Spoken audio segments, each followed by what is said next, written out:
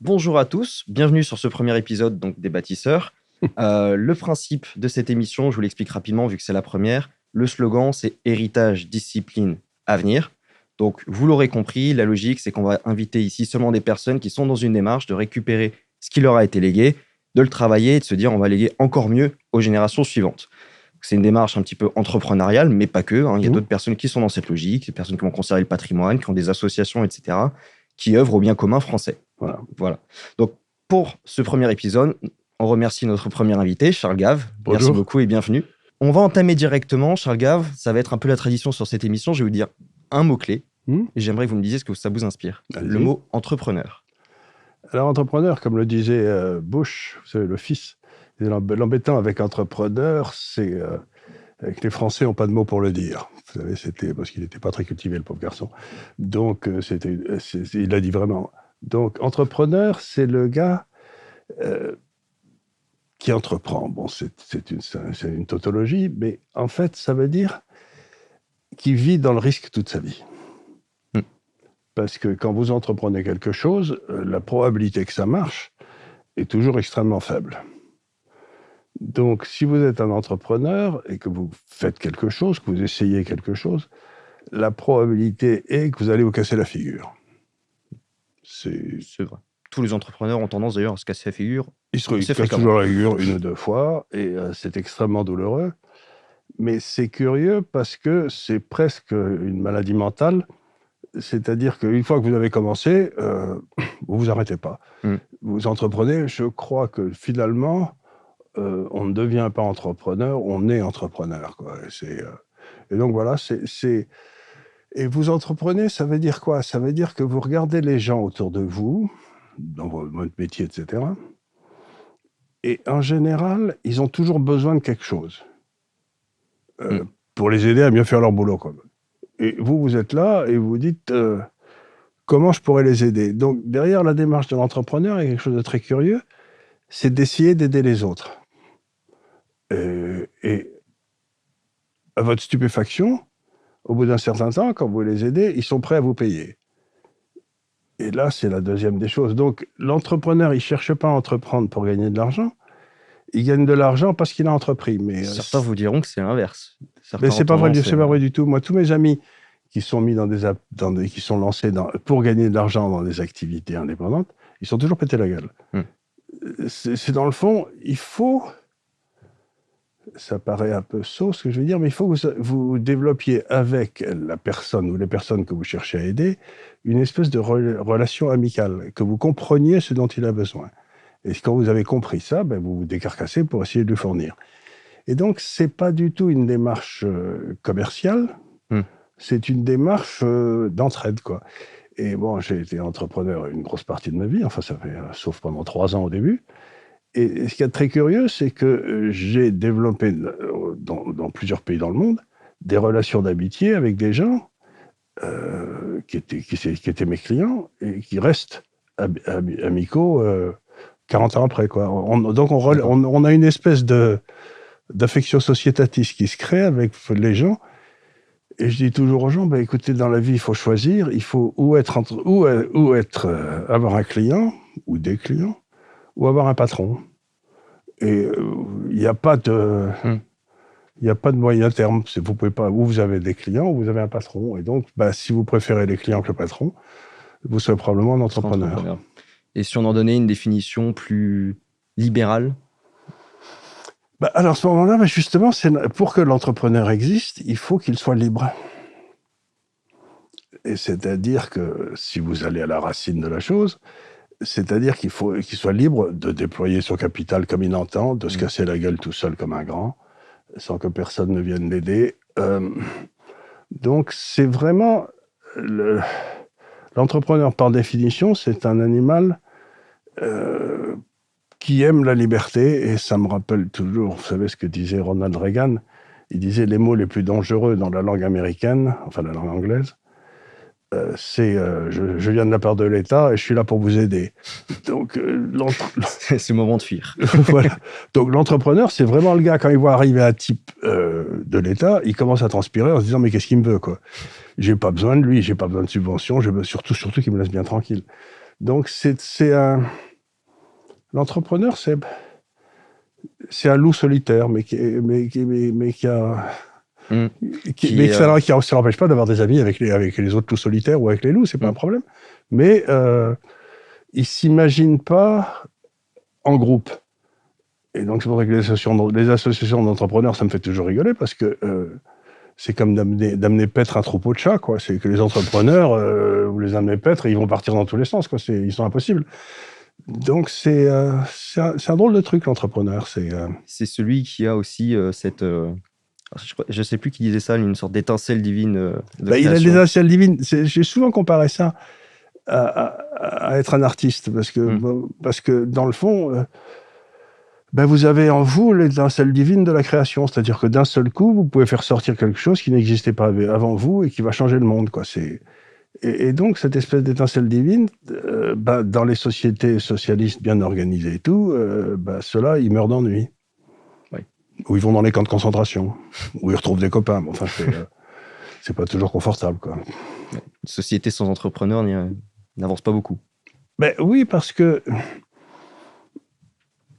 vous avez deux choses. Vous avez l'acte de création et vous avez l'acte d'amélioration. Alors, les gérants d'entreprise, ils font dans l'amélioration. Mais l'acte de création, ça ne peut être, à la limite, que le fait d'un seul qui a une idée et qui se dit « je vais la développer ». Et on verra. Moi, j'ai eu, par exemple, l'idée la plus stupide que quelconque ait jamais eue pour être entrepreneur. J'étais dans une banque pendant 3 ans, qui était la Banque de Suez, qui était une bonne banque d'affaires. Et quand j'étais jeune, et je travaillais là-dedans dans les marchés financiers, absolument par hasard, et je me suis retrouvé avec ces marchés qui montent, qui baissent, qui partent dans tous les sens, et je me suis dit, ou je comprends quelque chose, ou je fais autre chose, quoi.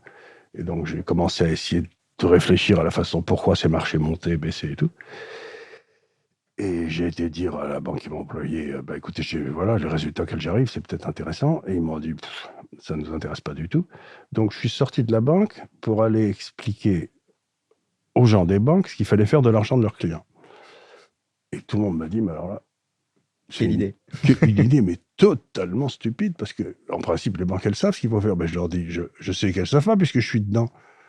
Donc, arrêtez. Et donc, les idées les plus farfelues ne sont pas automatiquement les idées les plus improbables, parfois marchent le mieux. Parce que les idées les plus courantes, quelqu'un l'a déjà essayé, ça existe déjà, vous vous pétez la gueule, il y a trop de concurrence, etc. Tandis que aller expliquer aux grandes banques qu'elles doivent faire de l'argent de leurs clients alors qu'elles ont des dizaines d'économistes et des gens comme ça, les économistes, ils ne comprennent rien non plus. Donc, pourquoi ils comprennent rien? Parce que tu vois, la base de l'économie, pour moi en tout cas, c'est que pourquoi les choses ont-elles une valeur? Voilà. Pourquoi les choses ont-elles une valeur? Et pourquoi cette valeur bouge tout le temps? Grosso modo, c'est ça l'économie.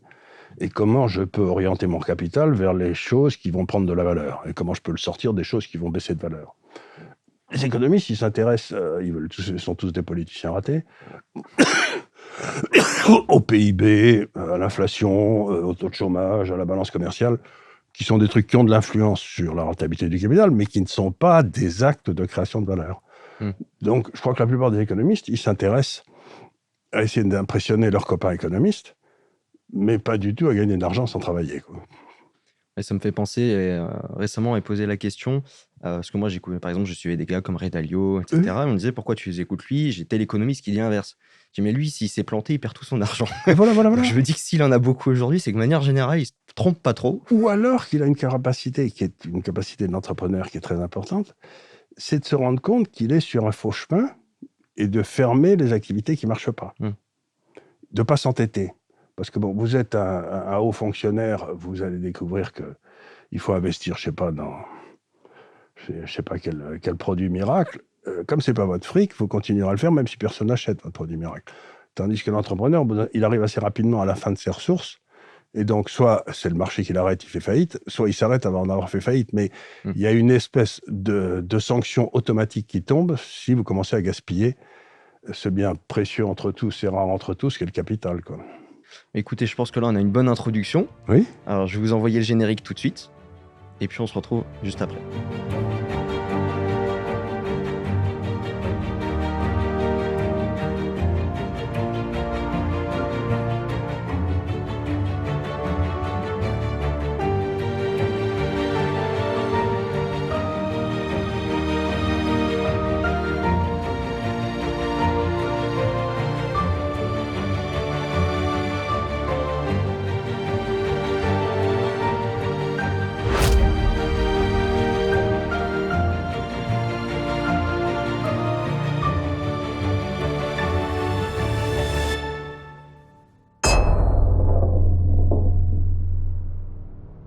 Alors, on est de retour. J'en profite pour vous présenter donc ce vin Pouilly-Locher. C'est pas la promo du vin directement que je vous fais, mais des personnes qui nous l'ont fourni. Il s'appelle Le Bon Petit Vin. Vous aurez le lien dans la description. Qu'est-ce que c'est? C'est tout simplement deux frères qui ont eu la merveilleuse idée de se dire on va parcourir la France tous les mois pour aller trouver des petits vins d'exception. Vous savez, des fois, les vignerons, ils ont une petite centaine de bouteilles comme ça d'un vin qu'ils savent qu'ils ne referont plus, etc. Ils ont un coup de peau. Voilà, un coup de peau. Puis ces deux frères, ils se pointent et puis ils vous font une petite liste de vins comme ça d'exception, disponibles en édition limitée tous les mois. Et donc, vous avez la capacité de surveiller comme ça. Puis de temps en temps, vous en commandez. Il y a peu de chances que vous les retrouviez un jour. Et les gars choisissent très, très, très bien. Ça fait un petit moment maintenant que je les suis et que je suis client. Donc, je vous recommande de le faire. Donc, vous avez un lien dans la description. Le code, ça sera les bâtisseurs. Ça vous permettra d'avoir la livraison gratuite. Donc, n'hésitez pas à aller faire un tour. Je le recommande fortement. Voilà. Et puis, on les remercie pour la bouteille surtout. Bon, on va en prendre un petit peu déjà. Ben oui, j'ai goûté, c'est bien. Il est bon? C'est bien. Oui, il est très bon. Il a un goût de pierre, c'est intéressant. Alors, Charles Gave, donc on va reprendre cette fois-ci, on va reprendre un petit peu sur votre vie, parce on y allait un peu tambour battant sur le côté entrepreneur. Maintenant, on va parler un petit peu de votre vie. Vous êtes né à Alep? Je suis né à Alep en Syrie. Mon grand-père, qui était haut fonctionnaire français, était gouverneur de ce qu'on appelle la région des Alaouites, qui était plus grande à l'époque que ce qu'elle est aujourd'hui. Et il avait une très charmante fille. Et mon père, qui était un jeune officier sortant de Saint-Cyr, a séduit cette jeune personne, qui se trouvait être ma mère. Et du coup, je suis né en Syrie, parce que mon père... vous savez, il y a eu, dans les années 40 en Syrie, au début des années... pendant la guerre, les Allemands étaient en train de rentrer en Syrie avec des avions qui se posaient sur l'aéroport d'Alep. Et ils amenaient des troupes là. Et pour les Anglais, c'était un désastre parce que s'ils réussissaient à faire bâtir une armée là en Syrie, ils pouvaient arriver vers le canal de Suez de ce côté-là. Et puis les Allemands arrivaient aussi du côté de la Tunisie où ils étaient. Et donc, ils risquaient de faire tomber le canal de Suez. Donc les Anglais sont rentrés pour faire sauter l'administration Pétain, en quelque sorte. Et à ce moment-là, il y a eu une bagarre entre... Donc, à l'intérieur de l'armée française, il y a De Gaulle qui a dit « Vous restez, vous maintenez le mandat français ». Et vous avez les autres qui ont dit Pétain qui a dit « Vous rentrez, vous abandonnez la Syrie aux Anglais qui nous ont trahis ». Et il y a eu 500 officiers français en Syrie à l'époque. Et il y en a 18 qui sont restés, les autres sont tous partis. Et les 18, ils étaient sous le commandement de mon père. Donc, il a été condamné à mort par un tribunal militaire en 1941, qui était... La rumeur me dit, je ne sais pas si c'est vrai, mais qui était présidé par Delattre de Tassigny, qui est devenu gaulliste beaucoup plus tard. Donc, il faut savoir changer. Hein. Personne... Capacité d'adaptation. Voilà, il n'y a que les imbéciles qui ne changent pas d'avis. Donc, voilà, j'ai appris des choses comme ça que c'était pas toujours les puissants qui vous disaient ce qu'il fallait faire, quoi. Donc, on a un haut fonctionnaire dans la famille Gave, ça peut faire pareil. Oui, un haut fonctionnaire, mais lui, il avait fait ce qu'on appelait l'école des colonies. Donc, il a été aussi le premier gouverneur civil du Dahomey. Et puis ensuite, il a été nommé en Syrie, voilà. Mais c'était une période intéressante, parce que vous faisiez l'école des colonies, puis on vous envoyait au fin fond de l'Afrique ou au fin fond du Moyen-Orient, et vous étiez tout seul, quoi. Des merden ziziches. Et mon père était officier. Il a commandé les services spéciaux en Syrie pendant toute la guerre. Mais ça ne lui a pas tellement réussi du point de vue de sa carrière, parce que en 45-46, quand De Gaulle est parti, là, le chef de l'armée française, c'était Delattre, qui avait condamné mon père à mort. Donc sa carrière s'est brutalement arrêtée, quoi. Puis quand De Gaulle est revenu en 58, il est passé de lieutenant-colonel et colonel. Et puis quand on a donné l'ordre de désarmer les harkis, il a dit que lui, il ne désarmerait pas ces harkis et qu'il leur recommandait d'aller dans les ports de Oran et de Mostaganem avec leurs armes à la main sous la conduite de leurs officiers. Donc il est reparti en... Il faisait pas beaucoup d'amis. Il s'est très, très peu d'amis. Donc on l'a envoyé terminer sa carrière au centre de sélection d'Auch. Il a terminé comme colonel. Mais en fait, il avait toutes les capacités. Il aurait dû être général, mais j'en veux pas du tout à mon père d'avoir terminé que colonel. Il est resté droit dans ses bottes.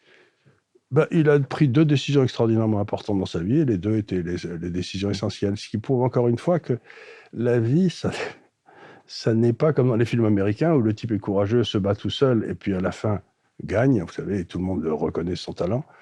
Vous vous battez tout seul, vous avez raison, et en général, vous perdez. Mais c'est pas grave. Et vous êtes resté jusqu'à quel âge en Je suis Syrie? parti, j'avais 4-5 ans, oui, c'est D'accord, ça. oui, tu veux 4-5 ans. dire. Mais mes sœurs aînées, elles ont connu... Et après, vous avez grandi où en France? Après ça, on est rentré à Amiens en 1945, où il avait été nommé. Alors, je vous assure qu'à Amiens, en 1945, c'était pas le port de mer, quoi. Ça avait été bombardé, parce que c'est là où il y avait le plus gros de ferroviaire du nord de la France, donc ça avait été bombardé à mort, il n'y avait rien. Et la France des années 45 à 55, c'était pas la joie. C'était, on devait tout rebâtir. Les 30 Glorieuses, ça a été surtout 30 années de sueur de la part de cette génération tout à fait étonnante, quoi.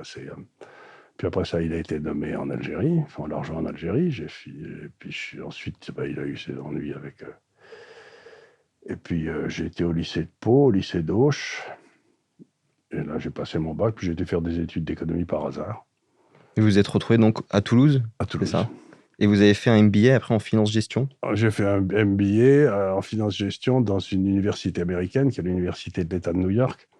Alors, j'aurais sans doute pu aller dans une meilleure université, mais si vous voulez, à l'époque, si j'avais voulu aller à Chicago,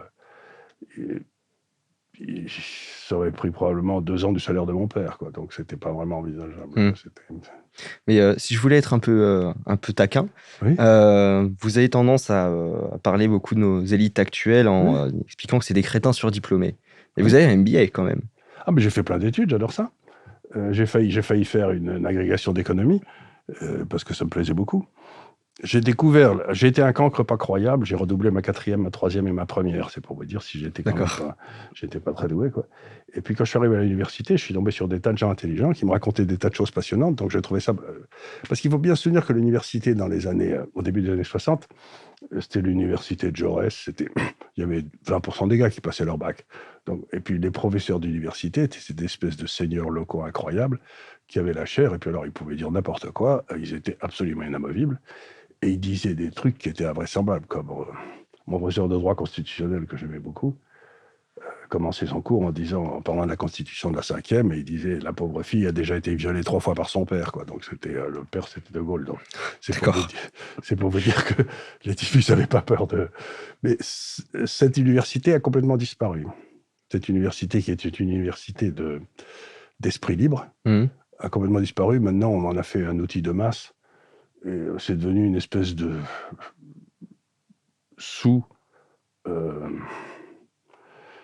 une façon d'occuper les gens qui ne sont pas assez doués pour faire des écoles, quoi.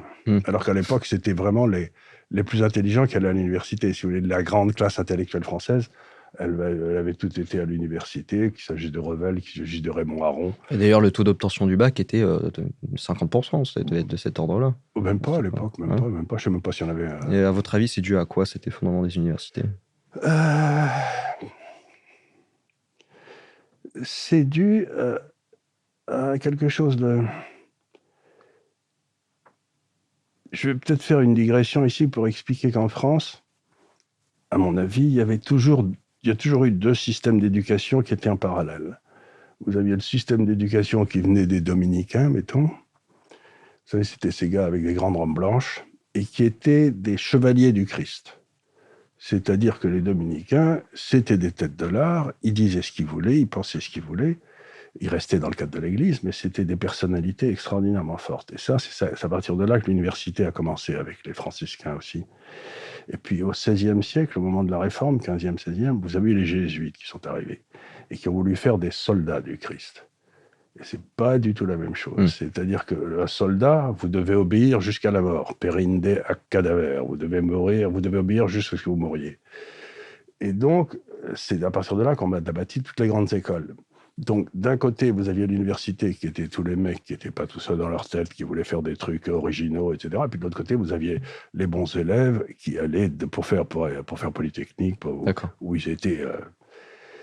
je crois que la réforme de l'université d'Edgar Faure, qui a coulé l'université définitivement, c'était un effort fait par les écoles pour se débarrasser des universités. Parce que moi, si vous voulez, quand j'étais gamin, un professeur de droit, constitutionnel ou n'importe quoi, c'était des années-lumière au-dessus d'un énarque. Mais il n'y avait même pas photo, quoi. C'était...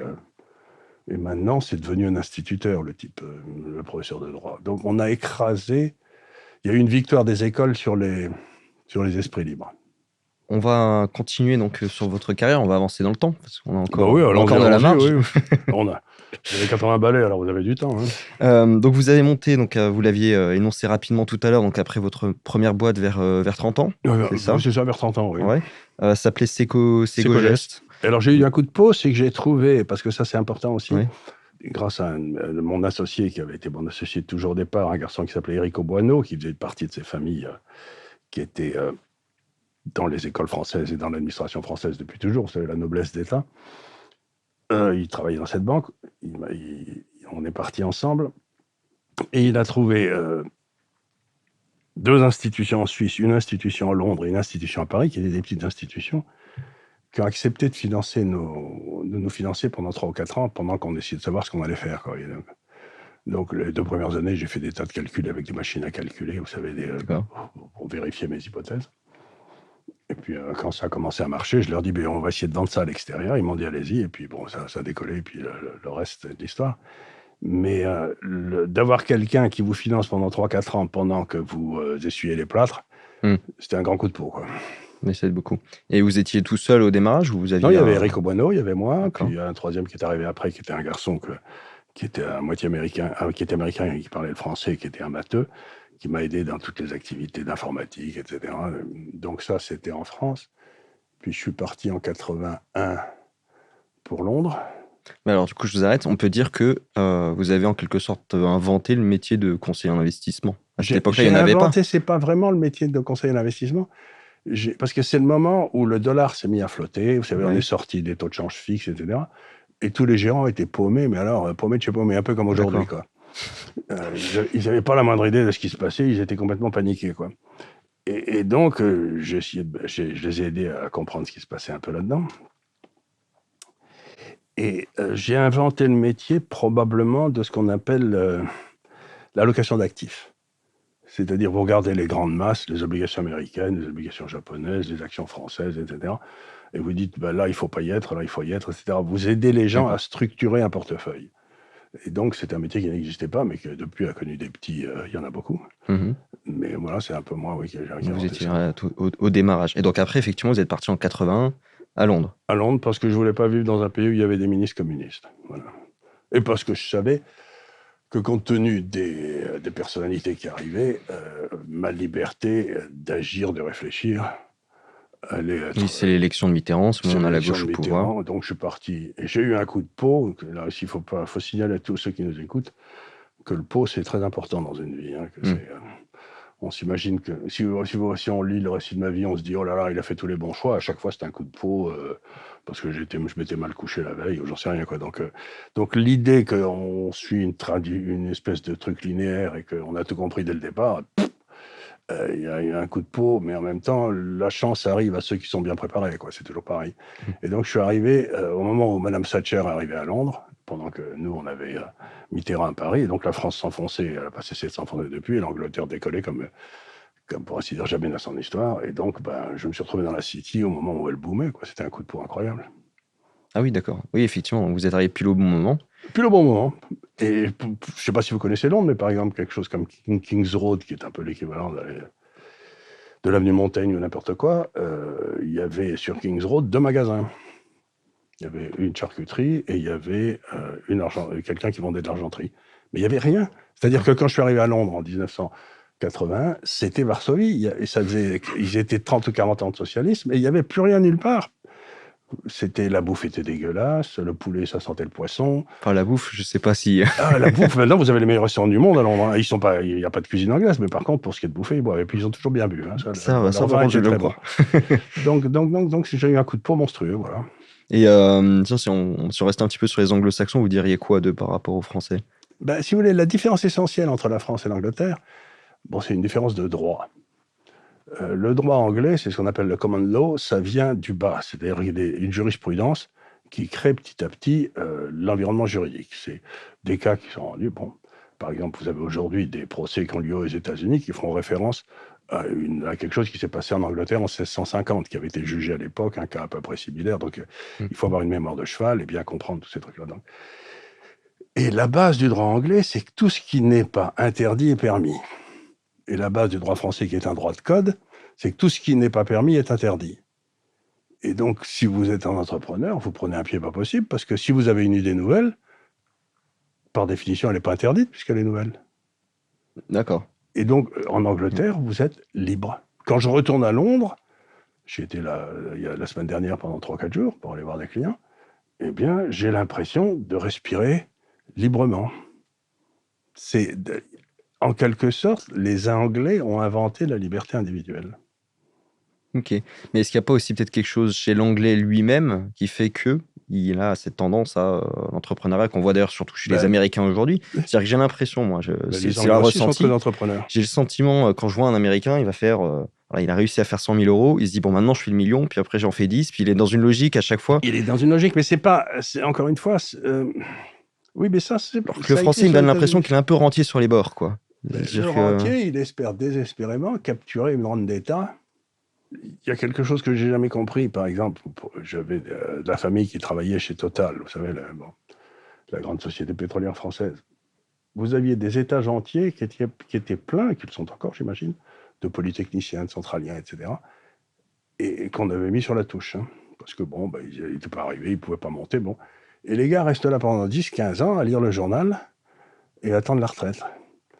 Je ne sais pas si j'avais les capacités d'un polytechnicien, d'un centralien, d'un ingénieur. Je dirais aux gars, si vous voulez me payer à ne rien foutre, il faut continuer, ça me fait plaisir, mais je vais aller faire des trucs, quoi. Et cette capacité à confondre et en même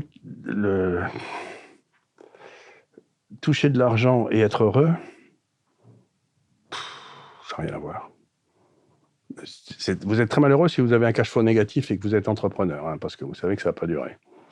Mais dès que vous avez le cash flow positif, vous êtes heureux, alors que la plupart des salariés, ils ne le sont pas. Ils ne sont pas heureux.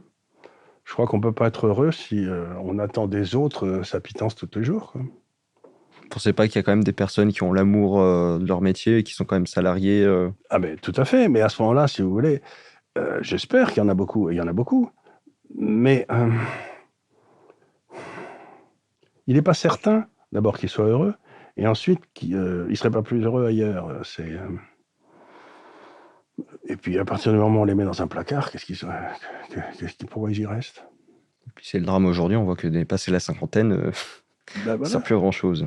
Alors que moi, ma dernière boîte que j'ai créée avec mon fils il y a quelques années, c'était donc en 1998, j'avais donc, je sais pas, 65 ans quand je l'ai créée. Puis encore aujourd'hui, de toute façon, vous avez l'Institut Liberté, vous continuez à vous voir un peu partout. J'ai créé ça il y a 10 ans. J'ai une maladie de la création qui est... c'est une bonne maladie, ça. On peut la recommander à d'autres. Ça vous fait rigoler, quoi. Et on n'est pas sur Terre pour s'emmerder, c'est trop court, quoi. Mais avant d'aller sur la création de votre entreprise Gafcal, du coup, avec votre fils, en 86, vous partez donc après à Hong Kong? Non, alors en 81, je vais à Londres.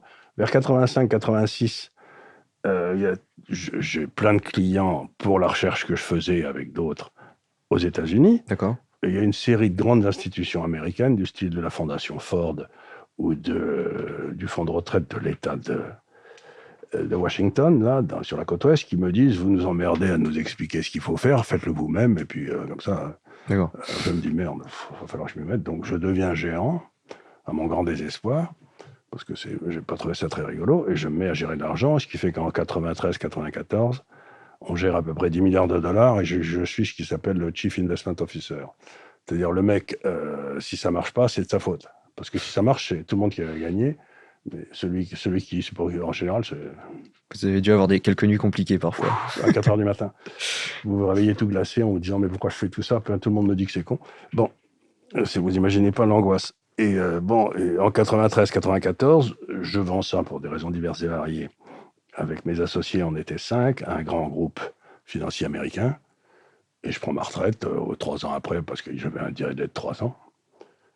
Et comme je dis toujours en rigolant, j'étais à la retraite depuis 2 jours, que ma femme appelait mon fils, qui lui avait fait des études aux États-Unis et était officier français dans l'armée. Il avait fait son service militaire comme dans les chasseurs alpins, volontairement, et donc qui avait passé un an en Chine et qui était à Hong Kong, travaillant à la BNP, et elle dit à mon fils, sors ton père de la maison parce que j'en peux plus. J'en peux plus. Avoir un mari à la maison, c'est avoir plus de mari et moins d'argent, donc c'est pas une combinaison gagnante. Et donc il vient, il crée la boîte, et maintenant on a, avec son chien et lui, quoi, on était 3, le pauvre chien est mort, c'était une bonne bête. Et maintenant on a 1000 clients dans 65 pays, et on a quelque chose comme, on gère à peu près 2 milliards de dollars sur des produits très asiatiques, parce qu'on a un biais asiatique. Et pourquoi ce biais asiatique Parce que tous les travaux qu'on faisait à Londres dans les années 1998, 2000, 2001, 2002, lui, il a dû aller à Hong Kong vers 2003, moi je l'ai rejoint vers 2006, 2007, nous montrait que tout allait se passer en Asie. Ok. Et que donc, ça sert à rien. L'actualité ne vous a pas donné tort. Et puis non, bon, on s'est dit donc, autant parler de l'Asie à partir de l'Asie, ça augmente un peu la crédibilité, quoi. Ouais, d'accord. Mais l'idée venait de votre fils à la base ? C'est l'idée de mon fils. D'accord. Lui, il avait donc fait une université américaine qui s'appelle Duke, qui est une très bonne université. Et dans le cadre de ses 4 ans d'études, il avait passé 1 an en Chine, à Pékin et à Nankin. Et il s'est baladé en Chine partout à pied. Il est allé au Tibet à pied. Enfin, bon, il a fait des trucs au Pakistan, à passe de Karaoum, je sais pas quoi. Et donc, il aime beaucoup l'Asie. Et voilà, donc il m'a dit, écoute, tu vas bosser pour moi. Alors j'ai dit, d'accord. J'ai jamais bossé pour quelqu'un d'autre que pour mon fils, mais lui, j'accepte. C'est-à-dire qu'il y a beaucoup de fils qui travaillent avec leur père. Moi, je suis un père qui travaille avec son fils. C'est beaucoup mieux. Parce qu'il n'attend pas que je claque pour être le patron. Et donc, oui, effectivement, vous aviez dit donc, qu'il y avait près de 1000 clients. Mais il y avait une lettre aussi, j'avais cru comprendre. C'est un service de recherche écrit, c'est-à-dire qu'on fait des recherches tout à fait fondamentales sur ce qui se passe dans l'économie mondiale. Bon, ça, c'est dans le cadre de GAFCAL. Et puis, on a racheté une société de recherche qui était des Américains, qui était à Pékin depuis longtemps, qui parlait le chinois, qui était très immergé dans la Chine, et qui suivait l'économie chinoise. Et je peux vous raconter comment ça s'est passé, parce que ça vous montre à quel point il faut rester alerte. C'est que mon fils allait donc voir, il prenait l'avion pour Pékin, et il trouve dans le dossier devant lui une étude faite par ces gars-là. D'accord. Dont il n'avait jamais entendu parler. Donc il a regardé, il a pris le numéro de téléphone, il est allé les voir. Et 2 ans après, on les rachetait. Maintenant, incroyable. C'est pour vous dire qu'il a lu ça, il a dit c'est bien, et hop, il a décidé. Ça revient à ce qu'on disait tout à l'heure sur le fait d'avoir un peu de. Il faut avoir du pot. Il faut avoir du pot, mais j'imagine qu'il y a des tas de gens qui ont il y a un autre gars à Hong Kong qui avait fait une fortune incroyable, que je connaissais, qui était malin comme tout. Il prenait l'avion pour la Chine tout le temps, et il s'est rendu compte que les lignes aériennes chinoises ne mettaient rien dans le siège devant. Vous savez, quand vous asseyez, d'habitude, vous avez le livre d'Air France ou je sais pas quoi, qui est d'un ennui profond. Et donc, il a offert à toutes les lignes aériennes chinoises qui se développaient comme des fusées de mettre quelque chose là. Et c'est devenu, non, toutes les lignes chinoises volent avec les trucs que lui fait, quoi. D'accord. C'était une idée très, très bête, quoi. Très simple, mais qui pourtant était nécessaire. Qui pourtant était nécessaire, et ça marchait très très bien, donc il est riche comme un puits maintenant. Et tant qu'on est sur l'Asie, aujourd'hui, là, les prévisions que vous avez actuellement avec GAFCAL sur l'Asie, ça... Alors, la prévision, d'abord, on ne fait jamais de prévision, parce que si quelqu'un pouvait prévoir l'avenir, ça se saurait. Hein. Ouais. Le socialisme... L'analyse de la situation actuelle. Alors, ce qu'on dit depuis 3-4 ans, on a écrit toute une série de papiers là et tout, c'est que le système monétaire international était fait depuis très longtemps, depuis 1945, avec, dans le fond, une banque centrale qui était plus égale que les autres, c'était la Réserve fédérale américaine. C'est-à-dire que vous aviez le dollar, et puis en dessous, vous aviez, dans le rôle de la Réserve fédérale, c'était de contrôler, mettons, la liquidité, l'inflation, etc., aux États-Unis, mais elle avait aussi un rôle de donner de la liquidité dollar aux autres banques centrales par toute une série de moyens. Donc, grosso modo, vous aviez un système, vous aviez la Banque centrale américaine en dessous, et puis deux lignes de responsabilité comme ça, une tout à fait officielle, les États-Unis, et l'autre tout à fait réelle, les autres banques centrales. Et il y a à partir des attentats de 9/11, là, les Américains ont décidé que si vous aviez gagné des dollars, donc qui étaient à vous, et que vous vous serviez de ces dollars pour faire une transaction avec des gens avec qui les Américains n'étaient pas d'accord, la loi américaine s'appliquait à vous puisque vous serviez des dollars. Et donc, ils ont, en quelque sorte, militarisé le dollar. Et par exemple, la pauvre BNP s'est fait choper pour 9 milliards de dollars d'amende. Oui, ce qui n'est pas rien. Avec l'extraterritorialité du l'extraterritorialité du dollar qui n'existait pas avant.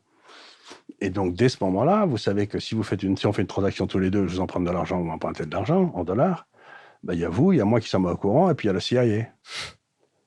Donc, ça veut dire que du point de vue souveraineté, il fallait qu'il y ait autre chose qui se passe. Donc, ce qu'on dit, c'est que ça fait 10 ans que la Chine, au moins, est en train de dédollariser l'Asie, pour faire sortir le dollar de l'Asie. C'est aussi lié peut-être à la crise en 2008. Il y a eu la crise de 2008-2009 qui a aggravé la chose. La crise de 2012, où les Asiatiques se sont rendus compte que les Européens faisaient n'importe quoi avec la monnaie. Donc, les Chinois se sont dit, bon, les États-Unis et l'Europe sont en train de foutre en l'air leur monnaie. Nous, on va monter une monnaie qui offrira un refuge à tous ceux qui veulent épargner tranquillement. D'accord. Donc c'est devenu c'est rentier de tous les pays acheter des obligations chinoises. C'est ce que j'ai dit aux clients pendant 4-5 ans, et ça a fait beaucoup mieux que toutes les obligations françaises, etc. Il y a deux choses qui sont tout à fait remarquables dans la firme que mon fils et moi avons créée il y a déjà un certain temps. La première, c'est que nous sommes absolument persuadés que personne ne peut faire de prévisions. Si quelqu'un pouvait faire des prévisions, comme je le dis toujours, le socialisme marcherait. Donc on sait tous qu'il ne marche pas. Donc c'est parfait. Et la deuxième, qui est encore plus importante, c'est que la vérité n'existe pas. Et qu'on peut s'en rapprocher simplement, c'est un truc d'Aristote, ou de Socrate, on peut s'en rapprocher par des discussions de bonne foi entre gens de bonne compagnie. C'est-à-dire que notre firme doit être la seule dans le monde financier où ceux qui ont le droit d'écrire pour la firme, il y en a une dizaine maintenant, peuvent dire ce qu'ils veulent, y compris que le chairman, c'est-à-dire moi, a dit une connerie. Et voilà pourquoi il a dit une connerie. Donc, les clients adorent ça parce que il n'y a pas d'avis maison. Ils peuvent suivre le débat, dire c'est plutôt celui-là qui a raison plutôt que celui-là, etc. Mais on ne cherche pas à imposer un résultat. On développe des processus de pensée, et chacun de ces processus de pensée est par nature indépendant, puisque c'est à chaque fois un individu, et il a le droit de penser comme il veut. D'accord. Nous, ça nous gêne pas, quoi. C'est bien comme système. Si tous les patrons étaient comme ça. Ils ne peuvent pas être toujours comme ça, parce qu'à un moment ou à un autre, il faut que quelqu'un prenne la décision, mais ça, c'est dans le domaine de la gestion. Mais dans le domaine de l'analyse, du conseil... Qu'est-ce qui ferait pour vous les qualités d'un bon gestionnaire, du coup? C'est la capacité à se rendre compte qu'il s'est gouré, à ne pas s'entêter. Vous voyez, les très bons gestionnaires, c'est les gars qui, dans le fond, coupent leurs pertes très vite, en disant, bon, je prends ma gamelle et j'attends. Ce que font la plupart des gens quand ils sont dans les marchés financiers, je me tue à leur dire, c'est une idiotie, c'est que s'ils achètent quelque chose, ça monte, ils sont contents, ils ont fait une plus-value, ils le vendent. Et si ça baisse, ils le gardent. Mais si vous faites ça systématiquement, au bout de 20 ans, vous avez que les corneaux. Oui. C'est comme si dans une équipe de foot, vous viriez tous les gars qui marchent des buts et que vous gardiez tous les gars qui en marchent jamais un, quoi. Donc, vous vous retrouvez. Donc, la plupart des gens pensent qu'ils ils font pas une réflexion sur l'ensemble du portefeuille de votre fortune, en quelque sorte. Ils font une réflexion sur les valeurs individuelles. J'ai gagné de l'argent sur celle-là, donc je vends. Mais c'est complètement idiot. Il faut vendre ceux qui perdent, pas ceux qui gagnent. Me semble-t-il. Oui. Ça se tient. Donc, un bon gérant ne paye jamais d'impôt sur les plus-values, parce qu'il fait que des moins-values. D'accord. De toute façon, on reviendra un petit peu là-dessus après, parce qu'on va continuer, on va avancer. Ensuite, vous avez monté donc l'Institut des libertés. Alors ça, c'était avec ma fille, parce que je connaissais un peu les milieux libéraux français, parce que j'avais été très copain avec Madeleine, etc. Donc et le libéralisme a eu un petit moment de gloire, ça a duré 2 ans, je sais pas, de 85 à 87, un truc comme ça. Et ce qui est très embêtant avec le libéralisme en France, c'est que, comment dire, la plupart des libéraux citent les textes sacrés, c'est-à-dire qu'ils vous citent les économistes autrichiens, etc. Et bon, il y a des tas de choses que disent des Autrichiens qui me paraissent justes et des tas de choses qui me paraissent très cons, quoi. Et donc, quand vous dites Hayek, il a eu tort, ou Van Mises, il a eu tort, vous faites descendre en flammes. Donc, le libéralisme intellectuel en France est devenu une espèce d'église et de clergé, mais complètement fermé sur lui-même. D'accord. Et donc, j'ai voulu simplement expliquer aux gens que donc j'étais dans des espèces de think tanks libéraux, mais ils étaient très ennuyeux. Et donc, j'ai simplement essayé c'est ma fille qui est venue me voir en me disant, écoute, on va monter un truc à deux, on va rigoler. J'ai dit oui. Et vous, dans ce cas-là, votre ligne en tant que libéral, c'est quelle ligne? Parce qu'il y a plusieurs. Il y en a plein de livres. Le libéral, c'est celui qui pense par lui-même. C'est-à-dire qu'il lit tout, il sait tout, et il se dit, tiens... Donc, il ne peut pas y avoir d'école libérale. D'accord. Vous disiez pareil que Hayek avait tort tout à l'heure. Par exemple, Hayek, il a écrit un livre remarquable qui s'appelle La route de la servitude, où il décrit parfaitement la façon dont une société va doucement vers l'esclavage, quand même. Et c'était un bouquin qu'il a écrit quand il était assez jeune. Et l'histoire rigolote, c'est que Hayek, il connaissait Keynes. Quand il y a eu des ennuis, tous les Autrichiens se sont barrés, quand Hitler est arrivé, Keynes s'est occupé de lui à Londres, ce qui était gentil. Donc je crois qu'il a enseigné à la London School of Economics. Puis ensuite, il a publié ce livre qui a été un best-seller mondial incroyable. Livre que je recommande d'ailleurs. Qui était un très très bon livre. Et qui est petit, hein. Et il est parti à l'université de Chicago. Mais la faculté d'économie de Chicago a refusé Hayek. Parce qu'il était plus philosophe qu'économiste.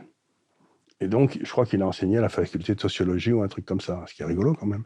Parce que il a eu le prix Nobel d'économie quelques années après, quoi. Donc c'est assez...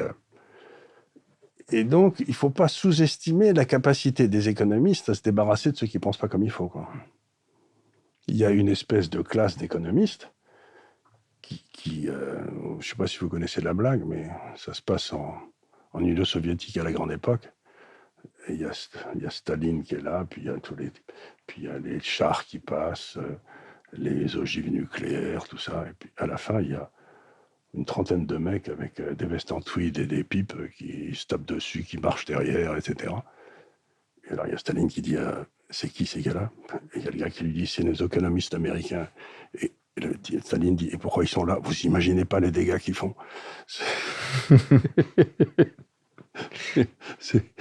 Donc, je peux toujours rigoler. Mais j'avais un de mes grands clients qui est mort maintenant, mais il y a quelques années, qui avait une société qui gérait des obligations d'État, donc une grosse société. Hein.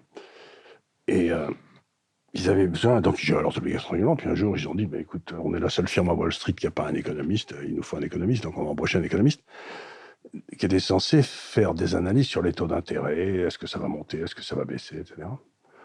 Donc ils mettent ça dans le prospectus pour embaucher leur gars.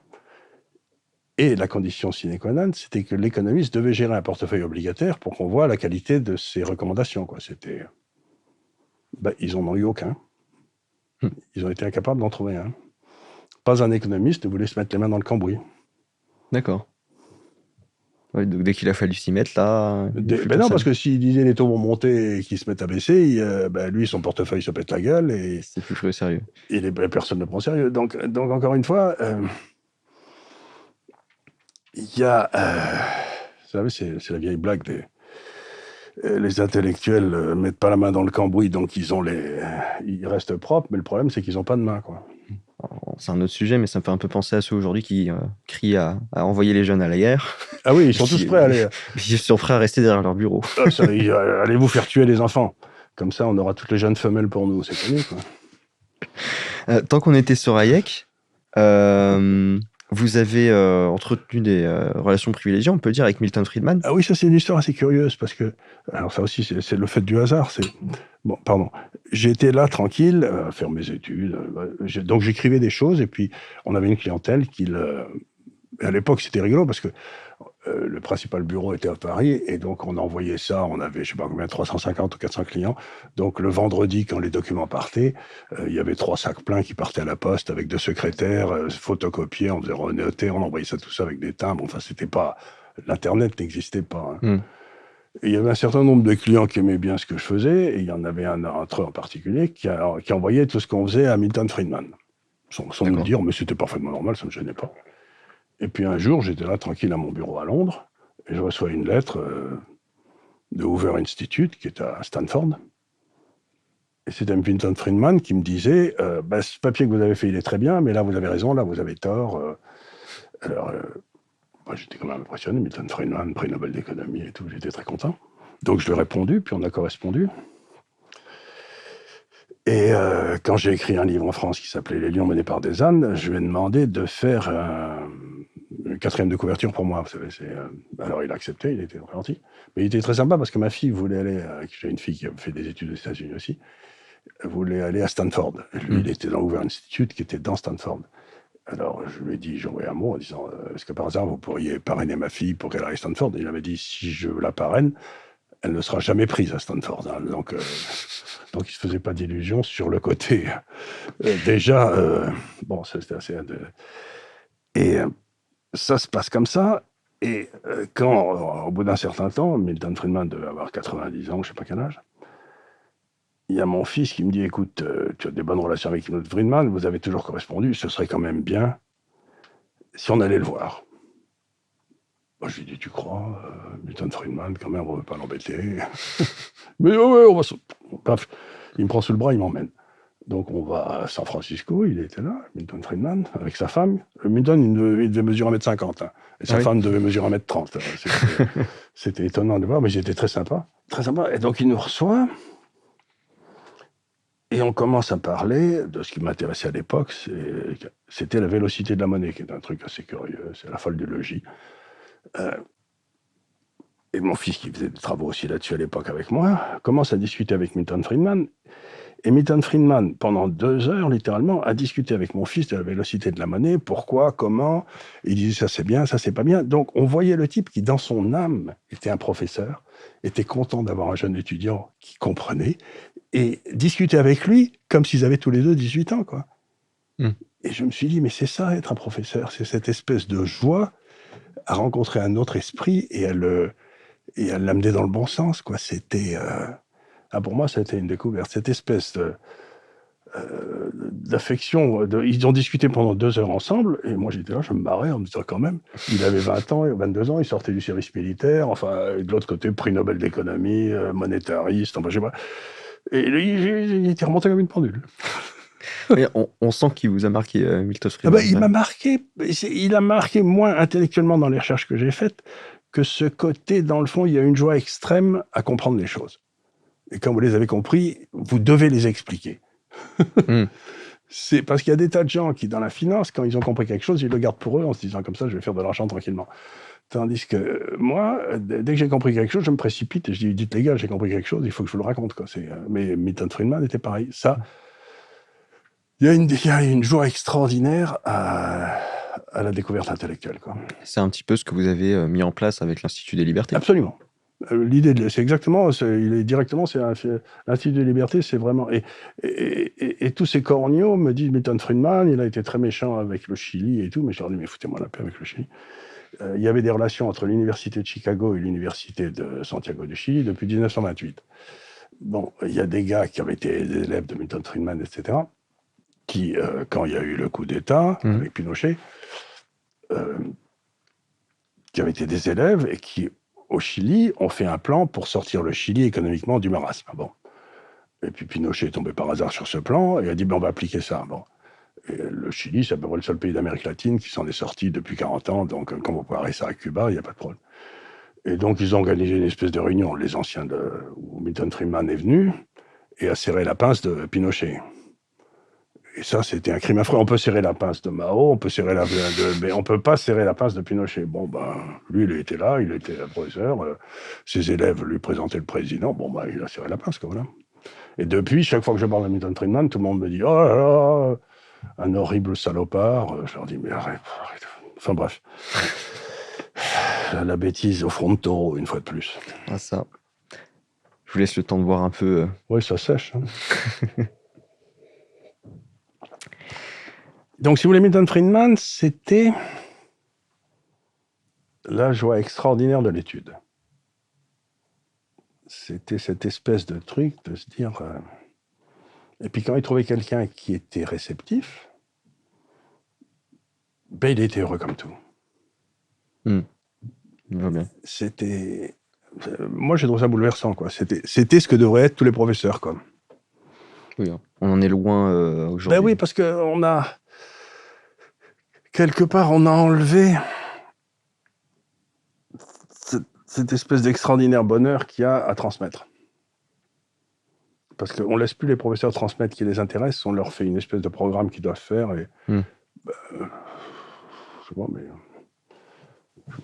moi, quand je vois ce que les enfants font, je sais pas, sur la Renaissance italienne, on leur fait découper des images, ils font des cahiers, et puis on leur dit pas de lire Dante ou de...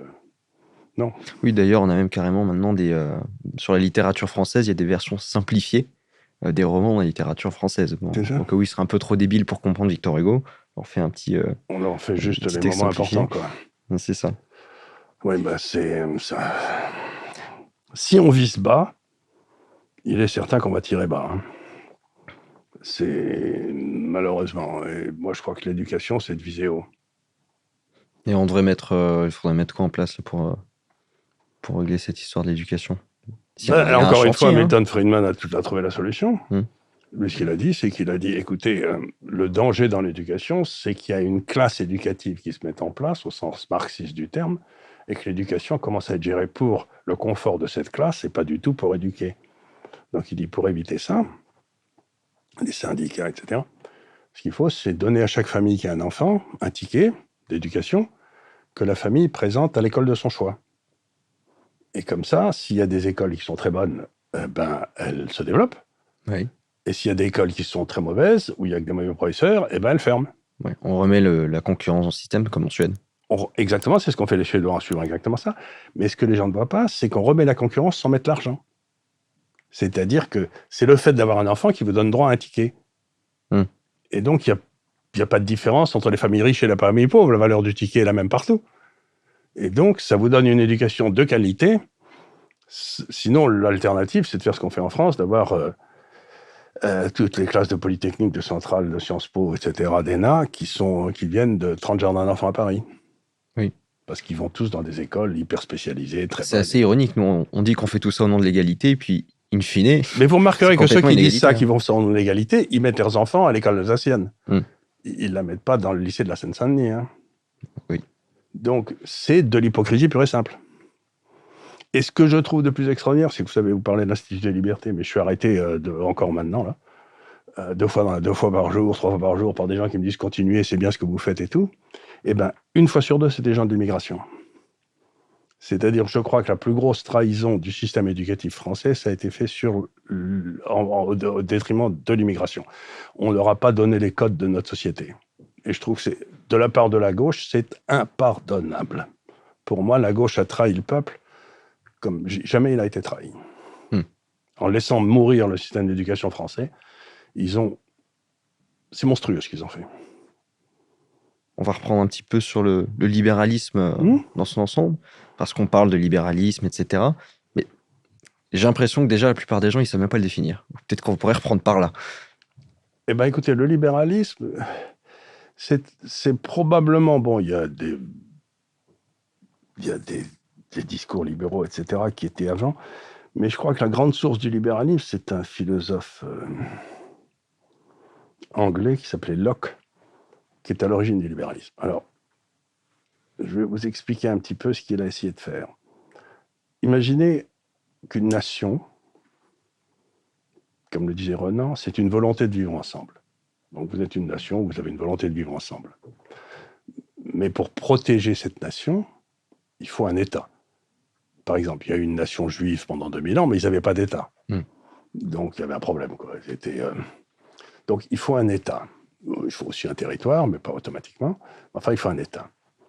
Et cet État, eh ben, il va avoir les privilèges régaliens pour défendre cette nation, c'est-à-dire la défense, la justice, la police et la diplomatie. C'est ce qu'on appelle les fonctions régaliennes. Pour ça, il faut lever des impôts pour payer ces gens-là, sur les gens qui travaillent. Mais les autres aussi, ils travaillent. Hein, bon. Donc, si vous acceptez ça, une fois que vous avez dit ça, vient immédiatement le problème. J'ai donné à ces gars-là des pouvoirs, ils peuvent me martyriser. Donc, le vrai problème de la science politique, et c'est le seul, c'est comment je me protège du monstre que j'ai créé pour me protéger. Oui. Vous voyez, il n'y en a pas d'autre. C'est ce problème de la science politique depuis la nuit des temps. Ben, la seule façon de le faire, c'est de lui couper les vivres, s'il commence à déconner. C'est-à-dire que les impôts soient votés par le peuple. Ok. C'est la première. La deuxième, c'est qu'il y a un certain nombre d'endroits où il n'a pas le droit d'aller. Par exemple, il ne peut pas vous nationaliser, vous piquer vos biens, etc. Il doit rester sur le régalien. Il doit rester sur les régalien. Et la troisième, c'est bien entendu, vous avez le droit de propriété. Parce que la seule façon de s'opposer à l'État, c'est d'avoir des biens pour qu'il ne puisse pas vous couper les vivres. Si vous êtes un employé de l'État, vous êtes mort, quoi. Donc, vous avez l'impôt qui est voté, vous avez le droit de propriété, et vous avez une justice indépendante, qui d'ailleurs, dans certains États de droit anglais, est élective. Oui. C'est-à-dire que vous ne faites pas partie d'État, vous êtes élu, donc vous avez une espèce de statut un peu spécial, vous êtes bon. Et à partir de cela, vous arrivez à contrôler cet État. Donc, le libéralisme, ça n'est rien d'autre qu'une méthode de protection contre l'État tyrannique. Et c'est la seule qui a jamais marché dans l'histoire. Et du coup, en France, on est à côté de la plaque. Ah ben, on a complètement raté, mais en plus, ça veut dire aussi qu'il n'y a qu'un droit. C'est-à-dire que l'État est soumis au même droit que tout le monde. Tandis qu'avec Napoléon, on a créé un deuxième droit, le droit administratif. C'est-à-dire que c'est comme dans l'Église autrefois, vous aviez un droit pour les clercs et un droit pour les manants. Et donc, nous, on a fait un droit pour les clercs et un droit pour les manants. Et on se retrouve, il se trouve que l'État rend toujours la justice en faveur de ceux qui travaillent pour lui, quoi. C'est surprenant, hein. On s'y attendait pas. Je ne s'y attendais pas. J'imagine que vous êtes bouleversé. Mais donc, ce que j'essaie de dire, c'est que quand vous regardez les crimes qui ont été commis dans les 2 derniers siècles, où il y a eu des dizaines et des dizaines de millions de morts, etc., c'était toujours des États. Tout le monde me parle des crimes du capitalisme. Je leur dis, nous, on le fait dans le détail. De temps en temps, on commet un petit crime ici ou là, mais enfin, on est des artisans. Mais quand vous regardez le national-socialisme, le communisme, alors ça y va, hein, c'est des crimes par dizaines de millions. Donc, le vrai problème auquel tout le monde devrait s'attacher, c'est comment je fais pour me protéger contre ce monstre. Et la seule façon, c'est que vous limitiez ses pouvoirs par le pognon, par la justice et par le droit de propriété que vous avez, et auquel il n'a pas le droit de toucher. Mais aujourd'hui, à quoi on assiste? Le pognon, c'est assez simple. C'est qu'autrefois, si vous empruntez à 30 ans, les gars qui vont rembourser dans 30 ans, c'est vos enfants. C'est une génération suivante, oui. Et ils n'ont pas voté pour ça. Donc on a tourné l'obligation de se payer par la permission du déficit budgétaire et de la dette. Dans un système libéral, l'État n'a pas le droit d'être en déficit. Il n'a pas le droit, sauf en cas de guerre. Bon, c'est en cas de guerre, à ce moment-là, on fait sauter un peu les trucs. Donc l'autorisation du déficit, c'est pour ça que Keynes est une monstruosité, c'est qu'il permet à l'État, il recommande que l'État soit en déficit tout le temps. Mais ce qui veut dire que les gens ne payent jamais leurs impôts et qu'ils cessent d'être des citoyens pour devenir des sujets. Le droit de propriété, je ne sais pas si vous avez remarqué, la fiscalité s'occupe de vous très bien si vous gagnez un peu trop d'argent. Et l'indépendance de la justice, si vous allez dans un café en France et que vous dites « je fais confiance à la justice de mon pays », tout le monde s'écroule de rire, quoi. En disant « tiens, voilà un humoriste ». Et donc, on a tourné ce qui faisait l'essentiel du libéralisme. Et le libéralisme est devenu une espèce de série de recettes de cuisine pour le commerce international, j'en sais rien, qui n'a rien à voir. Le seul pays vraiment libéral aujourd'hui, c'est la Suisse, où les Suisses votent pour tout. Oui, c'est vrai. Mais les autres, il n'y en a pas. D'ailleurs, vous connaissez le nom d'un politicien suisse? Non. Personne ne connaît le nom d'un politicien suisse. Ils n'ont pas d'inflation, ils ont le niveau de vie le plus élevé du monde, ils n'ont pas de ressources naturelles. Si vous ne connaissez pas le nom d'un politicien suisse et que tout va bien en Suisse, c'est peut-être qu'il y a un rapport entre les deux, quoi. C'est le peuple qui décide, c'est pas les corneaux qui ont fait l'ENA, quoi. C'est pour ça que vous êtes pour le RIC. Évidemment. À partir du moment où on a des problèmes monstrueux qui se posent, qui touchent à nos souverainetés, la seule façon de s'en sortir, c'est de retourner vers le souverain. Le souverain, c'est le peuple. Je vois pas comment on peut s'en sortir en demandant à des gars qui touchent, qui vont bouffer dans la mâchoire et qui ensuite vont dire non, on va arrêter de le faire. Non, mais il faut pas rigoler. Et je reviens sur Keynes. Keynes ne recommandait pas plutôt d'appliquer cette politique d'impression monétaire, etc., mais dans une logique de courte durée. Bien sûr, mais vous savez, la logique de courte durée, ça m'a toujours fait rigoler, ça c'est ce que disait, je ne sais plus quel grand philosophe, ça c'était Saint-Augustin qui disait ça, il disait, c'est en priant, Seigneur, empêche-moi de pécher, mais pas tout de suite. Demain. Donc, le court terme... C'est-à-dire qu'une fois qu'on a pris une dose, on en redemande. Évidemment. Vous dites, oui, mais enfin, les élections cantonales, on va quand même... c'est important. Donc, et puis ensuite, il y a les élections... Donc, et ça amène à la gestion de l'État une classe professionnelle qui ne fait que ça. Et qui prend des mesures en faveur de cette classe professionnelle. Si vous aviez que des... Je le dis toujours, que des garçons coiffeurs dans le Parlement, ils prendraient des mesures favorables aux garçons coiffeurs, quoi, ça va. Et à partir du moment où vous avez que des fonctionnaires dans le Parlement, ils prennent des mesures favorables aux fonctionnaires. Donc vous avez une classe qui se détache et qui n'a plus rien à voir avec la nation et qui gère l'État à son profit. Et pas au profit de la nation. Et après, on se trompe parfois d'ennemi à abattre en désignant l'entrepreneur, le chef d'entreprise qui n'avait rien demandé dans cette affaire. Le pauvre vieux, lui, c'est sa fête. Et puis si par hasard... Non, mais il faut bien prévenir les gens qui nous écoutent. Là, il doit y avoir des jeunes. Si vous devenez entrepreneur, il faut savoir que si vous échouez, vous serez un con, parce que vous avez raté tout, quoi, et vous n'avez pas d'allocation chômage, hein, rien. Et si vous réussissez, vous serez un salaud. Donc, si vous voulez être populaire dans la vie, entrepreneur, c'est pas... Vous serez heureux, mais alors tous les autres, ils sont verts de rage. Hein. Ça me fait marrer que vous me disiez ça, parce que quand je suis tombé dans l'entrepreneuriat, on va dire... On tombe tous par hasard. Quand je dois avoir 20, 21 ans, et je suis famille fonctionnaire, etc. Donc, j'ai même pas un artisan. Moi, j'ai une famille d'officiers, alors c'est beau à dire. C'est vrai que je savais pas où me tourner pour demander conseil. Et donc, je suis allé. J'habite à Orléans à la base. Donc, je me suis promené sur Orléans et j'ai vu la plus grande brasserie d'Orléans. Je dis, bon, lui, il doit bien, il doit bien savoir quelques trucs. Donc, je suis rentré là, puis je lui ai demandé à rencontrer le patron. Je lui ai dit, voilà, j'aimerais lui parler. Bon, la serveuse m'amène devant lui. Je dis, voilà, j'aimerais discuter 1 heure avec vous parce que moi, je suis paumé. Je comprends rien du tout. Donc, le gars, un peu étonné, me répond, pourquoi pas, mais bon, moi, je suis restaurateur. Toi, dans l'entrepreneuriat digital, je sais pas quoi, c'est pas trop mon truc. Je lui dis, mais bon, quand je vois ce que vous avez fait, il y a certainement quelque chose que je peux en récupérer. Et donc, on avait eu... donc, il a rigolé, il m'a dit, pas de souci, demain matin, on se voit. Donc, vous voyez, en fait, avec un petit peu de culot, d'ailleurs. Mais ils demandent que ça, les entrepreneurs, parce qu'ils sont missionnaires en même temps. Ils disent, mais c'est ça la solution. Exactement. Donc, avec un petit peu de culot, vous pouvez avoir beaucoup. Et donc, j'ai discuté avec ce gars pendant 1 heure. Puis, à la fin, il a conclu tout bêtement en me disant à peu près la même chose que ce que vous venez de me dire. Il m'a dit, de toute façon, vas-y, parce que mieux vaut être un connard riche qu'une pauvre merde. Il m'a dit le truc. Parce que de toute façon, si tu rates, on va te montrer du doigt en disant, t'es nul. Si tu réussis, on va te montrer du doigt en disant que t'es un salaud. Donc, dans tous les cas, vas-y. Et puis, tu verras bien. Surtout, ne regarde pas ce que le pensent les autres de toi, parce que c'est pas bien intéressant. J'ai une histoire que je raconte toujours, qui me fait toujours rire. C'est qu'il y avait un gars, justement, qui était un jeune comme vous, qui rentre dans un restaurant et qui voit Marcel Dassault. Donc, qui est une légende dans le monde entrepreneur. Si vous voulez savoir quelque chose sur l'entreprise, vous lisez ce que dit Dassault. Et donc, il va voir Marcel Dassault, il dit, Monsieur Dassault, j'ai rendez-vous avec un client très important. Est-ce que quand vous quitterez le restaurant, vous pourriez me saluer, me dire alors comment vas-tu, Jacques, etc. Alors Dassault dit bon, oui, c'est un brave garçon. Donc Dassault sort, dit alors comment vas-tu, Jacques? Et Jacques se retourne et lui dit enfin Marcel, tu vois bien que je suis occupé. Moi, je l'aurais embauché tout de suite, le gars. Il faut avoir du culot, oui. Il faut aller voir les gens, leur disant dites donc, je suis sûr que vous avez besoin de moi. Le type dit ah bon? Oui, mais vous ne savez pas encore, mais je suis sûr que vous avez besoin de moi. Quoi. Et puis bien regarder ce qu'il fait, et puis en effet lui rendre service.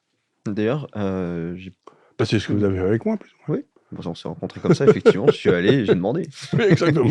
Ça coûtait pas cher. Comme me disait un de mes amis entrepreneurs aux États-Unis, la seule chose qui peut vous arriver quand vous demandez quelque chose, c'est que le type vous dise non. Ah bon? On s'en remet. Dans tous les cas, si vous n'y allez pas, vous aurez un nom quand même, par défaut, puisque vous oui, n'avez pas mais demandé. surtout, vous n'arriverez à rien.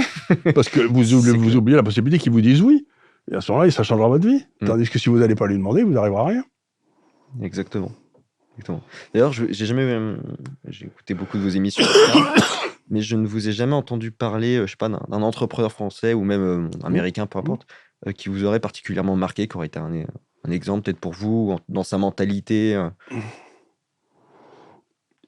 Parce que à cause de mon métier où j'ai été toujours en contact de financiers, etc., j'ai été impressionné par un certain nombre de financiers qui avaient cette capacité extraordinaire de se retourner, etc. Ce qui ne veut pas dire que c'était des personnalités intéressantes, mais ça veut dire qu'ils avaient une espèce de génie. Et donc, j'en ai rencontré plus que je n'ai rencontré de vrais entrepreneurs. Mais sinon, j'ai à plusieurs reprises dans ma vie et des gars qui se lançaient, puis il y en a quelques-uns qui ont réussi. La plupart se sont pété la gueule. Mais encore une fois, c'est... vous avez lu les évangiles? Non. Vous devriez. C'est un livre prodigieux. Mais les évangiles, dans les évangiles, à un moment, il y a de la parabole du semeur. Donc vous avez un semeur qui arrive et qui se met à semer. Donc il sème sur la route, il sème dans les ronces, il sème dans les cailloux, il sème dans de la bonne terre. Et de façon extraordinaire, à un moment, la semence prend et il a 10 000 fois sa mise. Puis le reste, ça crève parce que c'est pas au bon endroit et tout. Et c'est une parabole qui est extraordinairement forte parce que ça veut dire que vous devez semer. L'endroit où ça tombe, finalement, ça n'a pas des masses d'importance parce que vous ne le savez pas quand vous semez. Mais ça va pousser à l'endroit le plus inattendu. Et là, vous allez faire 10 000 fois votre mise. Donc, c'est vraiment présent dans les évangiles. Ce qui est important, c'est de semer. Si vous semez que dans de la bonne terre, ben vous n'allez pas... La bonne terre vaudra 10 fois plus ou je ne sais pas quoi, donc vous ne ferez pas 10 000 fois votre mise. Quoi. Vous voyez ce que je veux dire? Ouais, donc, je vois. c'est l'acte de semer qui est important. Ce n'est pas l'endroit où la semence tombe qui est important. Et c'est ce que vous avez développé dans votre livre Un libéral nommé Jésus? Mais c'est ça. J'ai essayé d'expliquer. Quand vous lisez les évangiles, c'est un livre qui est d'une dureté, quand vous prenez les paroles de Jésus. C'est-à-dire que pour être un bon chrétien, vous pouvez toujours vous brosser, vous n'y arriverez jamais. Parce qu'on ne vous dit jamais ce qu'il faut faire. Le Christ, il vous dit, viens et suis-moi. Bon, viens et suis-moi, c'est bien joli, mais d'abord où tu vas. Et puis... mais il vous dit jamais. On peut être un bon juif, on peut être un bon musulman, on peut pas être un bon chrétien. C'est pas possible. C'est pour ça que c'est une relation qui vous rend complètement cinglé. C'est une religion qui vous rend complètement cinglé. Ou vous devenez fou, parce que on peut pas se dire un bon chrétien. C'est pas possible. Et vous avez d'autres exemples comme ça de liens entre ce que vous avez pu récupérer des évangiles et... tout le bouquin, il n'y a que ça. La parabole des talents. La parabole des talents, c'est le Christ, le Seigneur, il donne 4 talents, ce qui était quelques kilos d'argent parce qu'il va partir pour un voyage, puis 2 à un autre qui est moins compétent, et puis 1 à un autre qui est vraiment pas compétent. Donc celui qui touche les 4, quand le maître revient 30 ou 40 ans après, on lui en rend 4 de plus, donc il a touché 8, puis le 2, il lui donne 2, et puis le 1, il dit tu as été un mauvais maître toute ma vie, difficile, dur, et donc j'ai enterré mon talent, je te rends mon talent, je te dois rien. Et donc, ça veut dire que dans les évangiles, il y a marqué que tout le monde n'est pas capable de recevoir la même chose. Il y en a qui sont moins doués que d'autres, quoi. Et le Christ dit, celui qui a enterré son talent, il va dans un endroit où il y a des pleurs et des grincements de dents, c'est-à-dire l'enfer. C'est-à-dire ce que vous dit le Christ, c'est que si vous ne prenez pas de risque dans votre vie, vous allez vous emmerder et ça sera un enfer toute votre vie. Il n'y a de plaisir qu'à prendre des risques et à se casser la gueule. C'est marrant. Oui, c'est marrant. C'est marrant. Et vous le trouvez partout. Dans tous les évangiles, il y a cette espèce de truc. Quand vous lisez les évangiles, il y a 2 choses qui ressortent de façon très profonde. La première, c'est que Dieu ne sait compter que jusqu'à 1. Il n'en a rien à foutre des syndicats, des nations. Il va avoir une relation avec vous. Et il a un projet pour vous, et c'est à vous de le trouver. Justement, il a eu le merdier. Et la deuxième, c'est que tous ceux qui ne prennent pas de risques dans les évangiles vont toujours en enfer. Et ceux qui en prennent, la femme adultère, etc., eux, ils sont toujours pardonnés. D'accord. Donc c'est rigolo, quoi. Oui, c'est vrai. C'est quand vous regardez les évangiles, vous vous dites, c'est de la nouvelle civilisation, quoi.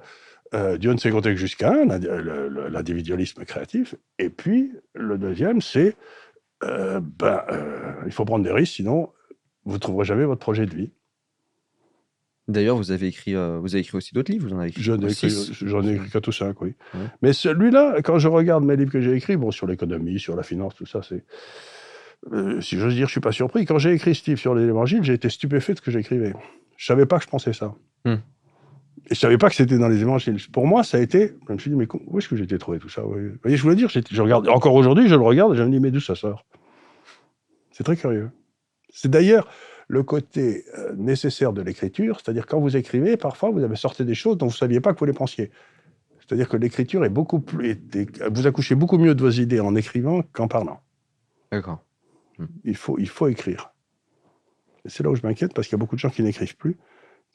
On est en train de passer une société de la parole, on en est à la preuve ici, du son, mais il n'y a plus le côté lire en silence. Quoi. Mais on ne lit plus, on n'écrit plus. D'ailleurs, là, on a un effet podcast, mais sinon, c'est vrai qu'il y a beaucoup les audiobooks, etc. Oui. C'est vrai que c'est quelque chose, moi, je n'ai pas accroché, mais c'est un peu. Non, mais c'est donc cette espèce d'ascèse de l'écriture, c'est quelque chose qui vous force à mettre vos idées au clair. Quoi. Et on va repartir sur un sujet un peu plus léger. On va parler rugby. Alors là, mon pauvre ami, vous savez, on ne va pas quitter les évangiles, parce que comme chacun sait, le rugby, c'est le seul sport évangélique. Parce qu'il vaut mieux donner que recevoir. C'est connu. Mais non, le rugby, c'est une merveilleuse école de vie. C'est ce qui se rapproche le plus de la guerre. Parce que celui qui porte le ballon, il a toujours son équipe derrière lui. Par définition, ils ne peuvent pas être devant. Hein. Sinon, il y a hors-jeu. Donc, c'est remarquable parce que vous pouvez être gros, petit, rapide, lent. Il y a une place pour vous. Et que la seule chose qui compte, c'est l'équipe. Donc, j'ai vu 10 fois dans ma vie des équipes qui étaient faites avec des individus qui étaient beaucoup moins compétents que les 15 qu'il y avait en face, mais qui gagnaient parce qu'ils trouvaient en eux des forces en étant reliés les uns aux autres. Comme ça, ils avaient une espèce de... ils tapaient des gens qui avaient des individualités beaucoup plus brillantes. Donc, le rugby me fait marrer parce que ça ressemble vraiment à une école de la vie, quoi. C'est, moi, quand mon fils était au lycée à Londres, là, il était capitaine de l'équipe de rugby, il a été capitaine du début à la fin. Et il y avait des gars qui étaient là, qui mesuraient 1m90, costauds. Et dès que ça commençait, le lycée français jouait contre les écoles anglaises. C'est vous dire que chaque week-end, c'était l'école anglaise tenait à se taper les Français. Donc c'était robuste, quoi. Donc quand ça commençait à chauffer un peu trop, il y avait 2 ou 3 gros qu'on connaissait qui quittaient le terrain en douce parce qu'ils avaient envie de se faire taper dessus. Bon, ils n'ont rien donné dans la vie. Puis il y avait des petits maigres secs qui allaient, qui distribuaient des claques à grands coups de... Donc, vous voyez très bien les tempéraments au rugby. Vous voyez. Et donc là, vous avez... on avait racheté à Biarritz. Biarritz Olympique, oui. Biarritz Olympique, et on l'a sauvé, on l'a ramené en première division, puis on est redescendu parce que... Le problème, c'est qu'on avait 15 ou 18 très bons joueurs, mais que les grands clubs aujourd'hui, ils en ont 36. Donc, on tenait jusqu'à la 60e minute. Puis ensuite, ils faisaient rentrer leur 10 du joueur frais. Et puis nous, personne n'a fait rentrer parce que donc les 20 dernières minutes étaient tragiques, quoi. C'était à peu près à chaque fois. Donc on va continuer cette aventure, mais ça, c'est une façon de perdre de l'argent. Oui, vous ne gagnez pas grand-chose là-dedans. On ne gagne pas, on perd ce qu'on veut. Mais par contre, le moment où on est monté en première division l'année dernière, c'était le bonheur total, quand même. Vous jouiez au rugby dans votre jeunesse? Moi, je suis arrivé à Toulouse, j'avais 20 ans à peu près. Ouais. Avant, moi, je jouais au tennis, donc j'étais ce qu'on appelle tête de seconde série, c'est-à-dire que j'étais un bon joueur de tennis. 50e français ou un truc comme ça, donc j'étais un bon joueur de tennis, mais j'ai jamais joué le rugby. L'un des grands regrets de ma vie, c'est que j'ai joué au rugby en universitaire à Toulouse pour rigoler, comme ça. À l'époque, il y avait tous les internationaux français étaient à Toulouse à l'université, donc j'ai joué avec Villepreux, avec des noms comme ça mythiques, quoi, avec Salut, il y avait des gars incroyables, Rancoul, et tout ça, c'était l'équipe de France, mais j'ai jamais vraiment joué à un niveau élevé. Parce que j'avais pas appris à faire la passe. Par exemple, Bernard Maris, qui s'est fait tuer par les islamistes là, à Charlie Hebdo, vous savez, qui était professeur d'économie, il était avec moi en économie et tout. Il avait fait toutes ses études avec moi, je le connaissais bien, et je l'admirais beaucoup parce qu'il pouvait faire des passes sur un pas, aussi bien à gauche qu'à droite. Parce que moi, j'arrivais bien à gauche, mais alors à droite, c'était assez maladroit. Hein. Donc, si vous voulez, pour être un bon joueur de rugby, il faut avoir commencé à jouer à 5-6 ans, Puis après, si tout se passe bien, vous finissez dans la finance et l'économie. Mais vous rigolez, mais alors, il y a un truc justement dans la boîte GAFCAL que mon fils a créé, il y a quelque chose qui est marrant comme tout, c'est qu'on donne des critères de sélection, les études que vous avez faites, mais si vous avez été international de rugby, vous êtes le bienvenu. D'accord. Bon, bah, voilà, le message est passé. Par exemple, celui qui s'occupe de nos ventes pour l'Europe, il a eu 34 sélections avec le Pays de Galles, en tant que trois-quarts centre. Et il est très sympathique, et c'est un beau garçon, il est grand et tout. Et alors, quand j'arrive avec lui dans la City à Londres, d'abord, tout le monde le connaît. Et donc, personne ne s'intéresse à moi, tout le monde s'intéresse à lui. Et puis, il tombe sur le talonneur écossais ou avec lequel il s'est mis sur la gueule il y a 15 ou 20 ans. Et donc, il y a une espèce d'amicale des joueurs de rugby qui me fait pleurer de rire, quoi. Ils se rencontrent dans la rue, ils sont mis sur la gueule comme des fous, mais ils vont boire une bière ensemble en se rappelant le moment où ils se tapaient dessus, quoi. C'est quand même un jeu au poil. Au final, dans tout ce que vous nous racontez, il y a un côté quand même, dans vos entreprises, etc., très, très humain. Très ludique. On n'est pas très ludique, on n'est pas sur Terre pour s'emmerder. Si vous vous emmerdez, il faut faire autre chose. Mais même niveau de... Je veux dire, vous faites beaucoup de choses en famille aussi. Beaucoup, absolument. J'aimerais bien que vous développiez un peu là-dessus. Ça a l'air d'être un truc important chez vous. Parce que faire l'entreprise avec votre fils, votre fille sur l'Institut des Libertés, vous avez un rapport là-dessus qui est particulier. Mais justement, quand j'ai commencé à travailler avec mon fils, j'avais toute une série d'amis qui m'ont dit « Mais t'es complètement cinglé de travailler avec ton fils, vous allez vous mettre sur la gueule, vous allez vous détester. » Oui, c'est ce que j'ai tendance à entendre, il ne faut surtout pas faire... je leur ai dit « Attends, on va réfléchir 2 secondes là. Rappelle-moi les 2 plus vieux peuples de l'histoire, hein, les Juifs et les Chinois. Ils travaillent qu'en famille. Donc ils ont peut-être compris quelque chose, quoi. L'idée qu'on ne doit pas travailler avec sa famille est une idée stupide. Parce que mes enfants, ils ont toutes les qualités du monde, mais ils savent très bien quelles sont mes forces et mes faiblesses. Donc, ils ne vont pas me demander des trucs qui m'emmerdent. Et c'est très bien comme ça, quoi. Donc, chacun fait ce qu'il fait le mieux. Et il n'y a pas de problème de frontière entre la sphère pro et personnelle? Ils ont tous des caractères très forts, donc je suis sûr qu'ils se mettent sur la gueule avec beaucoup d'entrain, mais peut-être pas quand je suis là. Quoi. Non, mais c'est un grand plaisir de parler avec ses enfants adultes de choses qu'on fait ensemble. Parce qu'au moins, on a des sujets de conversation, quoi.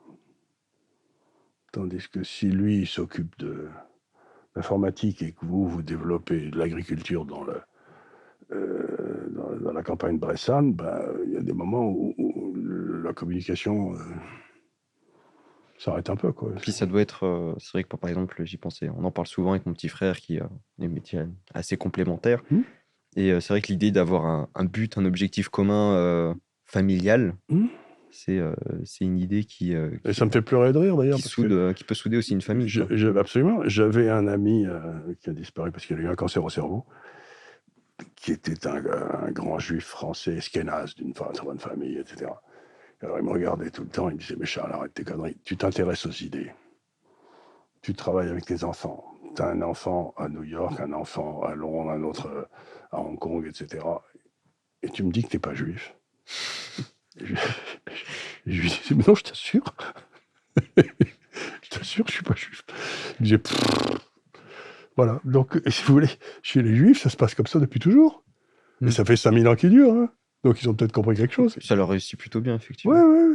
Non, ils ont eu des moments difficiles, mais enfin, dans l'ensemble, ils sont toujours là, quoi. 5000 ans après, ils sont toujours là, quoi.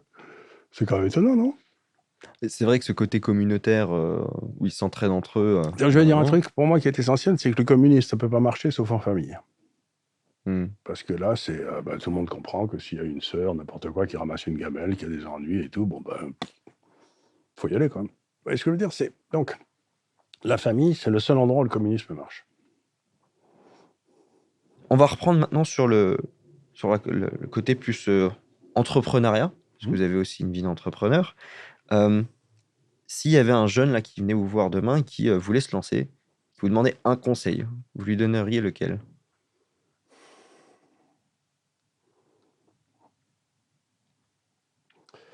D'abord, le premier conseil que je lui donnerais, c'est sans doute d'aller faire ses classes pendant 2 ou 3 ans à un endroit où il peut perdre de l'argent parce que c'est pas le sien.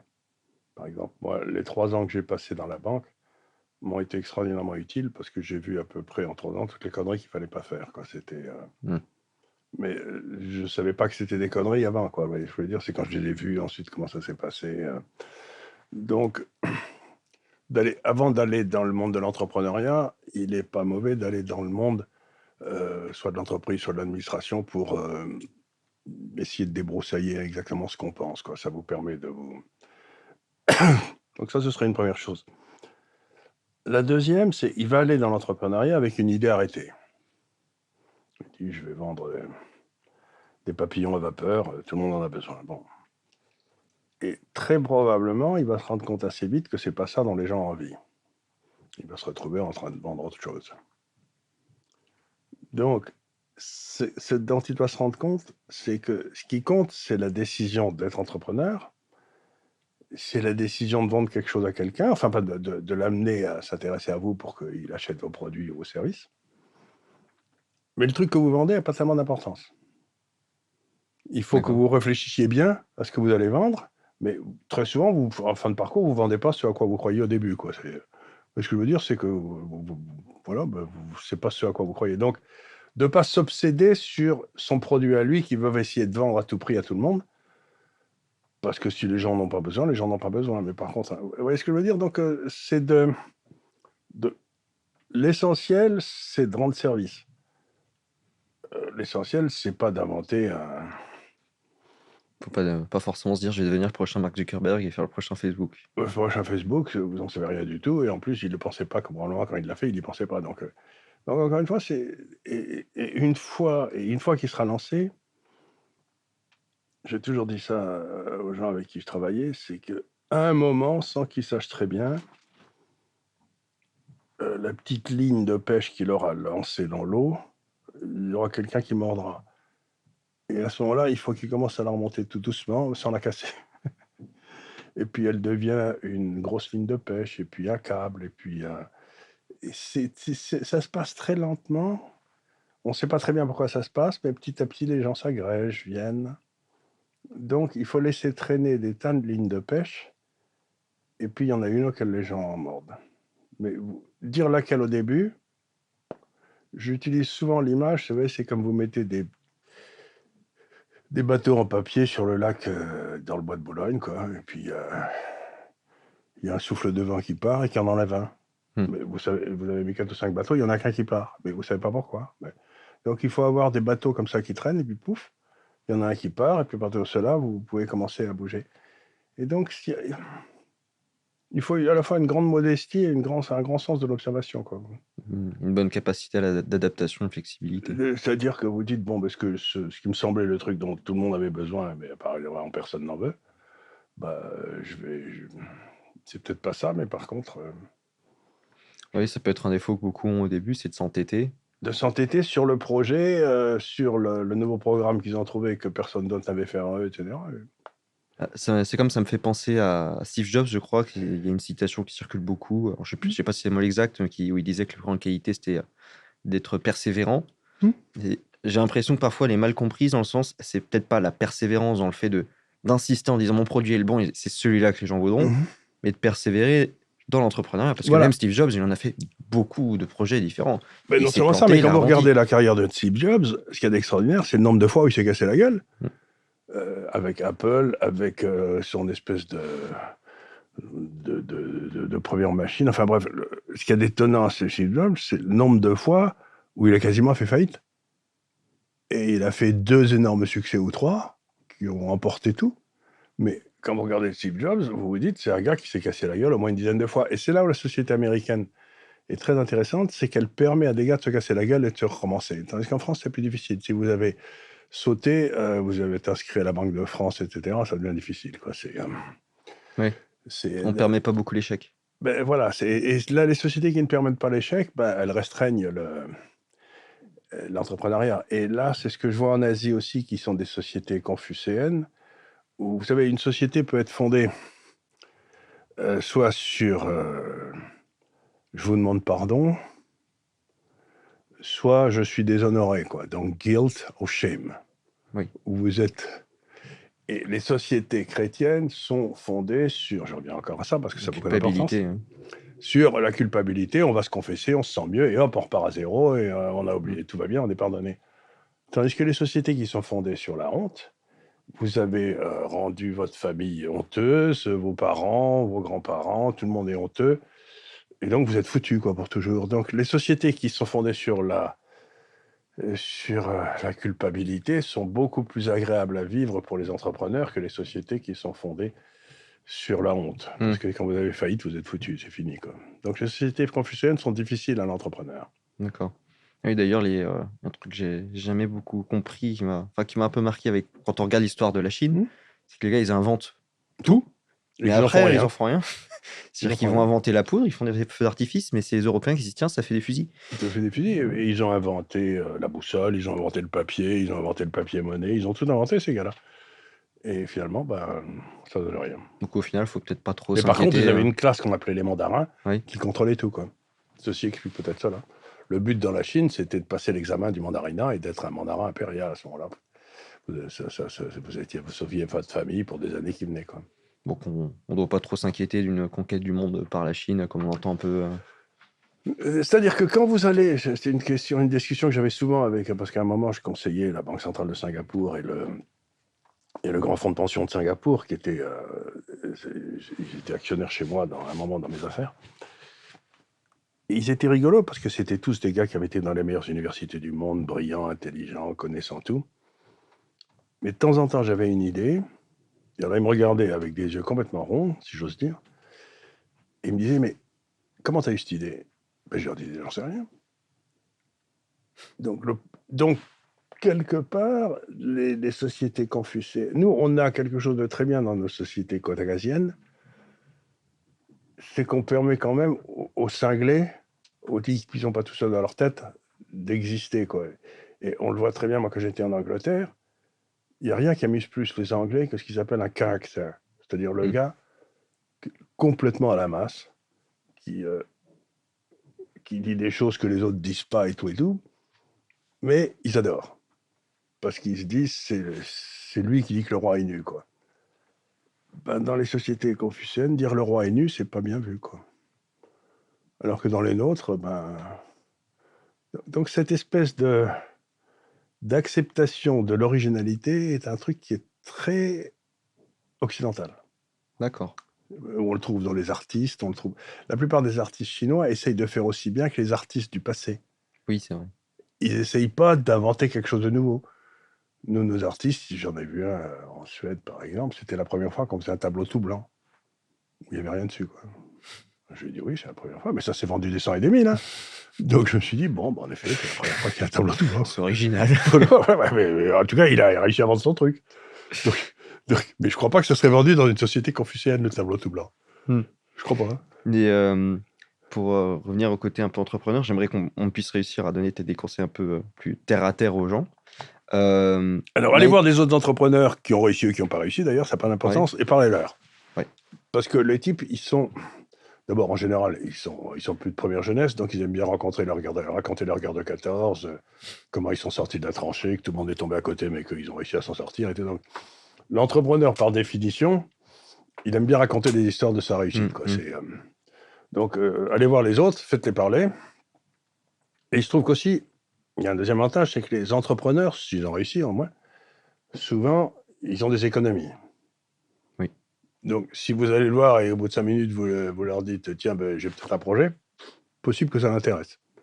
Et en plus, il aura de la sympathie pour vous parce que vous allez lui demander de l'argent, ce qui est toujours un truc fabuleux. Tiens, donc il a besoin d'argent, celui-là aussi. C'est pas naturel. Donc, et le drame de la France, aussi bien dans le domaine politique que dans le domaine de l'entreprise et tout, le bourgeois français n'aime pas se séparer de son argent. Il n'est pas joueur, ça ne l'amuse pas. L'argent, c'est trop sérieux pour être laissé à des farfelus. Et l'entrepreneur, par définition, il est farfelu. Et je rebondis sur ce que vous disiez là, sur le fait d'aller discuter aux gens. Ça me fait penser à un livre, c'est Dale Carnegie, Comment se faire des amis, que je recommande à tout le monde, où justement le gars raconte comment le fait d'aller discuter comme ça avec n'importe qui, mais même pas besoin de parler, c'est que les gens il faut bien avoir conscience, les gens aiment plus que tout parler d'eux. D'abord, ils aiment parler d'eux et ils aiment comparer leur expérience avec celle des autres, donc en disant... quelqu'un qui va pas...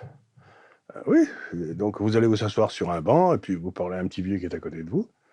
Et aussi bien, c'est un type qui a fait des trucs extraordinaires dans sa vie et il sera enchanté de vous parler. Et donc, cette espèce de... En fait, le base de l'entrepreneur, c'est d'aller vers les autres. De dire... C'est c'est important de le dire parce que je vois, surtout dans ma génération, parce que maintenant on peut entreprendre depuis sa chambre. Oui. Il y a des boutiques en e-commerce qu'on crée en ligne, etc. Et c'est vrai que même quand on le fait depuis sa chambre, en fait, on ne se rend pas compte de la quantité d'opportunités qu'on vient de rater parce qu'on est enfermé dans son petit monde à soi. Et que si on était sorti, qu'on avait été discuter un petit peu avec d'autres personnes, de toute façon, on aurait fait beaucoup plus que ce qu'on vient d'accomplir dans sa chambre et surtout dormir, manger, aller aux toilettes, faire son sport, travailler au même endroit. Personnellement, ça me passionne pas plus que ça. C'est un peu difficile. On l'a bien vu au moment du Covid. Les gens, ils n'avaient pas l'air heureux. Et aujourd'hui, justement, ça me permet de rebondir là-dessus. On est dans une période qui est peut-être... c'est un peu dur de se projeter. C'est complètement impossible. Bon, ça fait 50 ou 60 ans que je fais le même métier. Et pour la première fois de ma carrière, je n'ai aucune idée de ce qui va se passer dans les 12 mois qui viennent. Pas que je fasse des prévisions, mais il y avait des possibles alternatives. Je me dis, il va se passer ci, il va se passer ça. Donc, là, je n'ai aucune idée. C'est-à-dire qu'on a été tellement mal géré pendant tellement longtemps qu'on se retrouve dans un monde où il ne peut plus y avoir de décision que politique. Parce qu'il y a tellement de nœuds gordiens partout qu'à un moment, il faut que quelqu'un arrive et le coupe avec l'épée. On ne peut plus arranger le nœud gordien. Donc, ce que j'essaie de dire aux gens, c'est, encore une fois, c'est une platitude, mais c'est vrai. En chinois, le mot crise et le mot opportunité, c'est le même. D'accord. C'est-à-dire qu'on rentre dans une crise, ça veut dire qu'on rentre dans une série d'opportunités pas croyables. Parce que les périodes stables, c'est les périodes où tout est établi, et vous, avec une idée nouvelle, vous allez vous faire brosser, vous n'arriverez à rien. Mais à partir du moment où tout pète autour de vous... Et donc, en termes d'opportunités, peut-être que ça peut être... ça peut être incroyable. C'est pas difficile. Quand vous regardez la crise de 74, c'est là où les gars qui ont lancé Microsoft se sont lancés, il y avait une dépression, il y avait une récession, c'était épouvantable. Quand vous regardez la crise... toutes les grandes crises, c'est le moment où les gens inventent. Et puis ensuite, les 40 ans suivants, tout le monde met en place les inventions. Mais le moment où... c'est quand vous recevez des grands coups de pied dans les fesses que vous trouvez de nouvelles idées, quoi. Donc au final, le message aux entrepreneurs qui pourraient nous écouter aujourd'hui, qui sont un peu en panique, etc., c'est aussi de prendre le sujet dans l'autre sens. C'est de prendre le sujet dans l'autre sens, regardez ce qui bouge autour de vous, et vous allez voir que vous êtes beaucoup mieux placé que ceux qui détiennent des obligations de l'État français qui ne vont pas être remboursées. Vous voyez ce que je veux dire ? De ceux qui sont dans une position de rentier. Ceux qui sont dans une position de rentier, là, les périodes de troubles, c'est les périodes de crise, c'est là où... En fait, les périodes de crise, ça sert à liquider les rentiers, quoi. Si, malgré tout, il y en a certainement qui veulent savoir comment ils peuvent se protéger dans cette période actuelle, je pense que là, vous êtes plutôt bien placé pour l'expliquer. Ça dépend s'ils ont des économies ou s'ils n'ont pas d'économies. Quelqu'un qui a des économies, aujourd'hui, je sais pas, on a Georges, 60 ans, qui a des économies d'une vie, il fait quoi ? Alors, on a fait des travaux là-dessus à Cafcal, dans ma vraie société, et on a des résultats qui sont très intéressants. C'est-à-dire que, imaginez que dans l'économie, vous ayez 4 scénarios possibles. Vous avez la croissance forte avec des prix qui baissent. C'est ce que j'appelle le boom déflationniste. Là, c'est grosso modo le monde de la technologie. Bon, là, vous vous bourrez de Microsoft, etc. Vous voyez ce que je veux dire ? C'est bon. Vous avez le bust déflationniste, c'est-à-dire que tout le monde fait faillite et la seule chose qui monte, c'est les obligations de l'État qui ne fera pas faillite. Bon, ça, c'est les années 30. Vous avez la croissance inflationniste, c'est-à-dire que le prix du pétrole monte, tout ça monte, mais il y a une inflation assez forte. Et donc là, vous achetez, je ne sais pas quoi, Total. Et puis, en haut à gauche, vous avez la récession inflationniste, c'est-à-dire que l'économie se pète la gueule et les prix montent. Là, il vaut mieux avoir de l'or. Bon. Et donc, dans la disposition d'une fortune, vous pouvez avoir 4 actifs. Bon, le cash, les obligations, l'or et Microsoft, enfin les valeurs de croissance. Et donc, vous avez 25% en actions, 25% en obligations, 25% en or et 25% en cash. Ben, si vous faites tourner un portefeuille en maintenant, c'est 25% dans chacun des 4 dans le pays où vous êtes, sur les 100 dernières années, vous faites à peu près 4% en termes réels. Avec une très faible volatilité. C'est-à-dire, vous ne faites pas le choix, vous dites, je ne sais pas ce qui va se passer, mais il y en a des 4 qui va beaucoup monter, un qui va beaucoup se péter la gueule, les 2 autres qui vont merdouiller, et puis je vais vendre celui qui est beaucoup monté, puis je vais acheter celui qui a beaucoup baissé, donc dans le cycle suivant sera le contraire. Donc sur l'ensemble, vous faites 4%. Donc on réadapte à chaque fois pour essayer de maintenir l'équilibre à 25. Vous regardez 25, 25, 25, et ça marche. Ok. Et ça marche. Donc si vous voulez, pour le gars, c'est... donc vous faites moins bien que sur les actions sur le long terme, etc. Mais en même temps, vous n'avez pas de... le plus que vous baissez, c'est 12-13% en une année. Donc ça va, 12-13%, on peut la perdre. Hein. Donc c'est... En final, on voit que c'est avec un minimum d'éducation financière, beaucoup de gens pourraient s'en sortir beaucoup mieux. Tout seul. Et surtout, ils éviteraient tous les coûts qu'ils payent à tous ces corneaux de caisses de retraite, de banque centrale, de je sais pas quoi. Donc oui, il y a des façons de se protéger qui sont assez simples. Quoi. Et je vous donne un autre exemple que je trouve stupéfiant. C'est qu'en 72, l'or se met à libérer. Vous savez, il est plus bloqué par Nixon. Bon. Vous pouvez acheter des obligations françaises en réinvestissant le coupon tous les mois ou tous les ans, le vous pouvez acheter de l'or. Donc depuis 1972, et vous regardez ce que ça fait 50 ans après.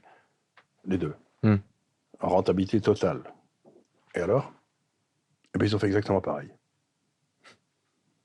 C'est-à-dire que le rôle des marchés, c'est d'arbitrer les valeurs sur le long terme.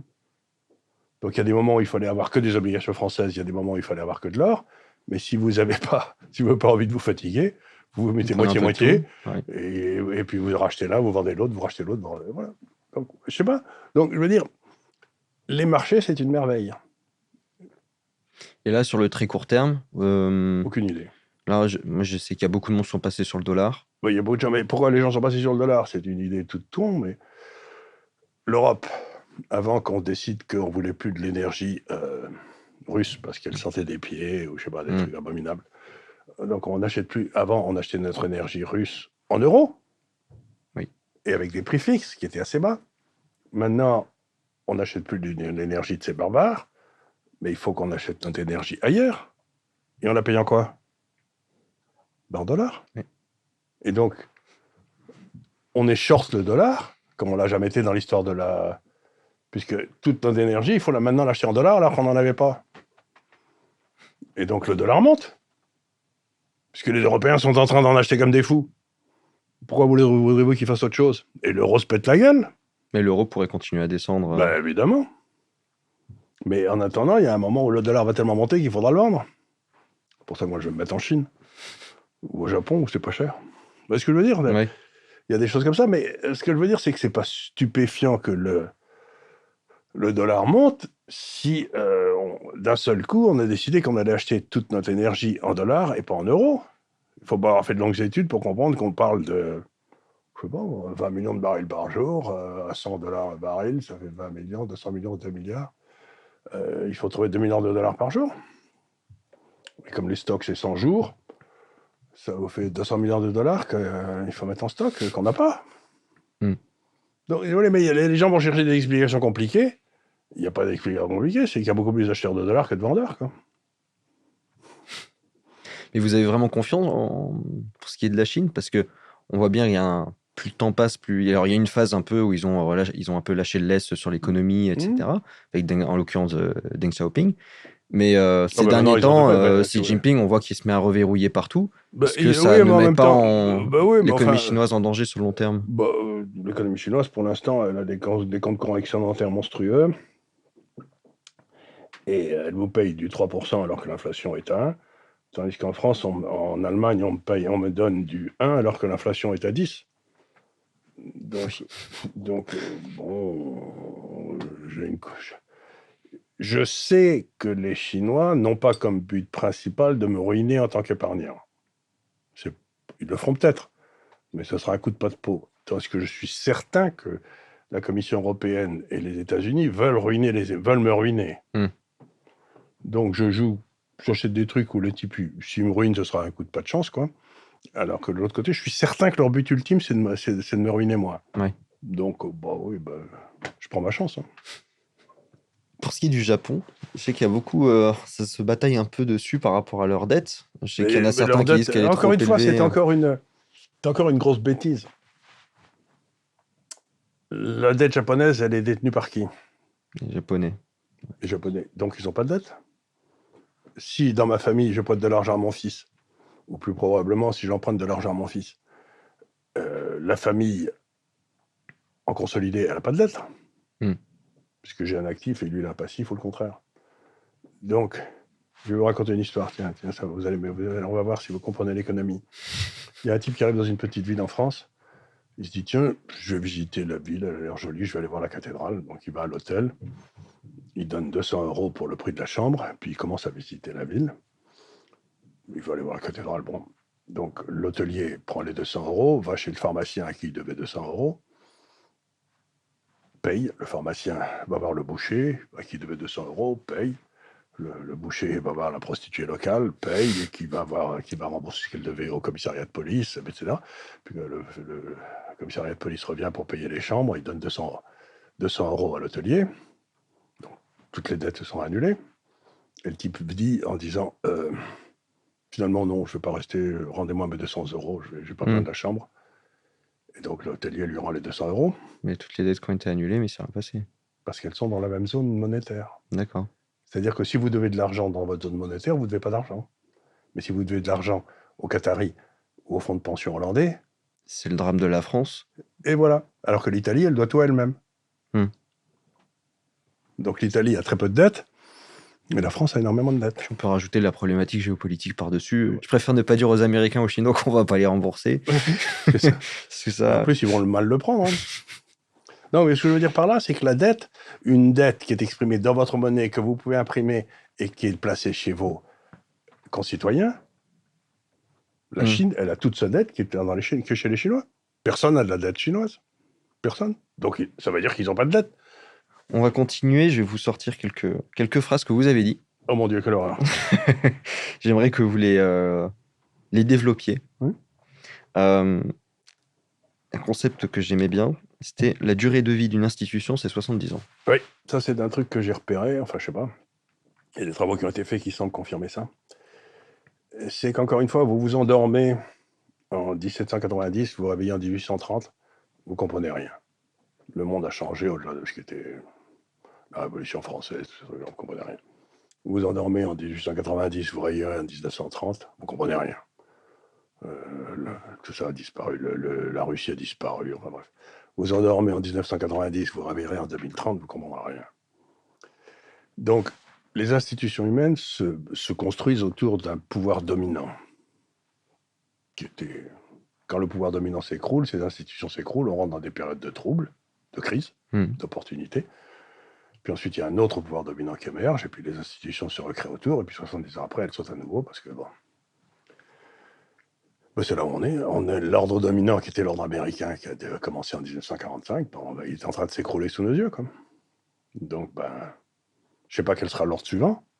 En tout cas, je sais que celui-là, il est en train de s'écrouler. Donc, par exemple, acheter des obligations émises par la communauté européenne, vous ne savez pas si dans 20 ans, la communauté européenne sera toujours là. Quoi. Oui. Et dans ce cas-là, qui vous rembourse? Bonne question. Deuxième phrase. Il faut revenir au localisme, monter des réseaux. Ça, c'est quelque chose auquel je crois assez fortement. C'est que on est arrivé dans une période idiote, où en raison de cette extraordinaire globalisation, tout le monde trouvait normal de bouffer des cerises en janvier qui venaient du Chili. Vous voyez, des conneries comme ça. Quoi. Et je me dis, c'est pas bien normal. Enfin, je sais pas...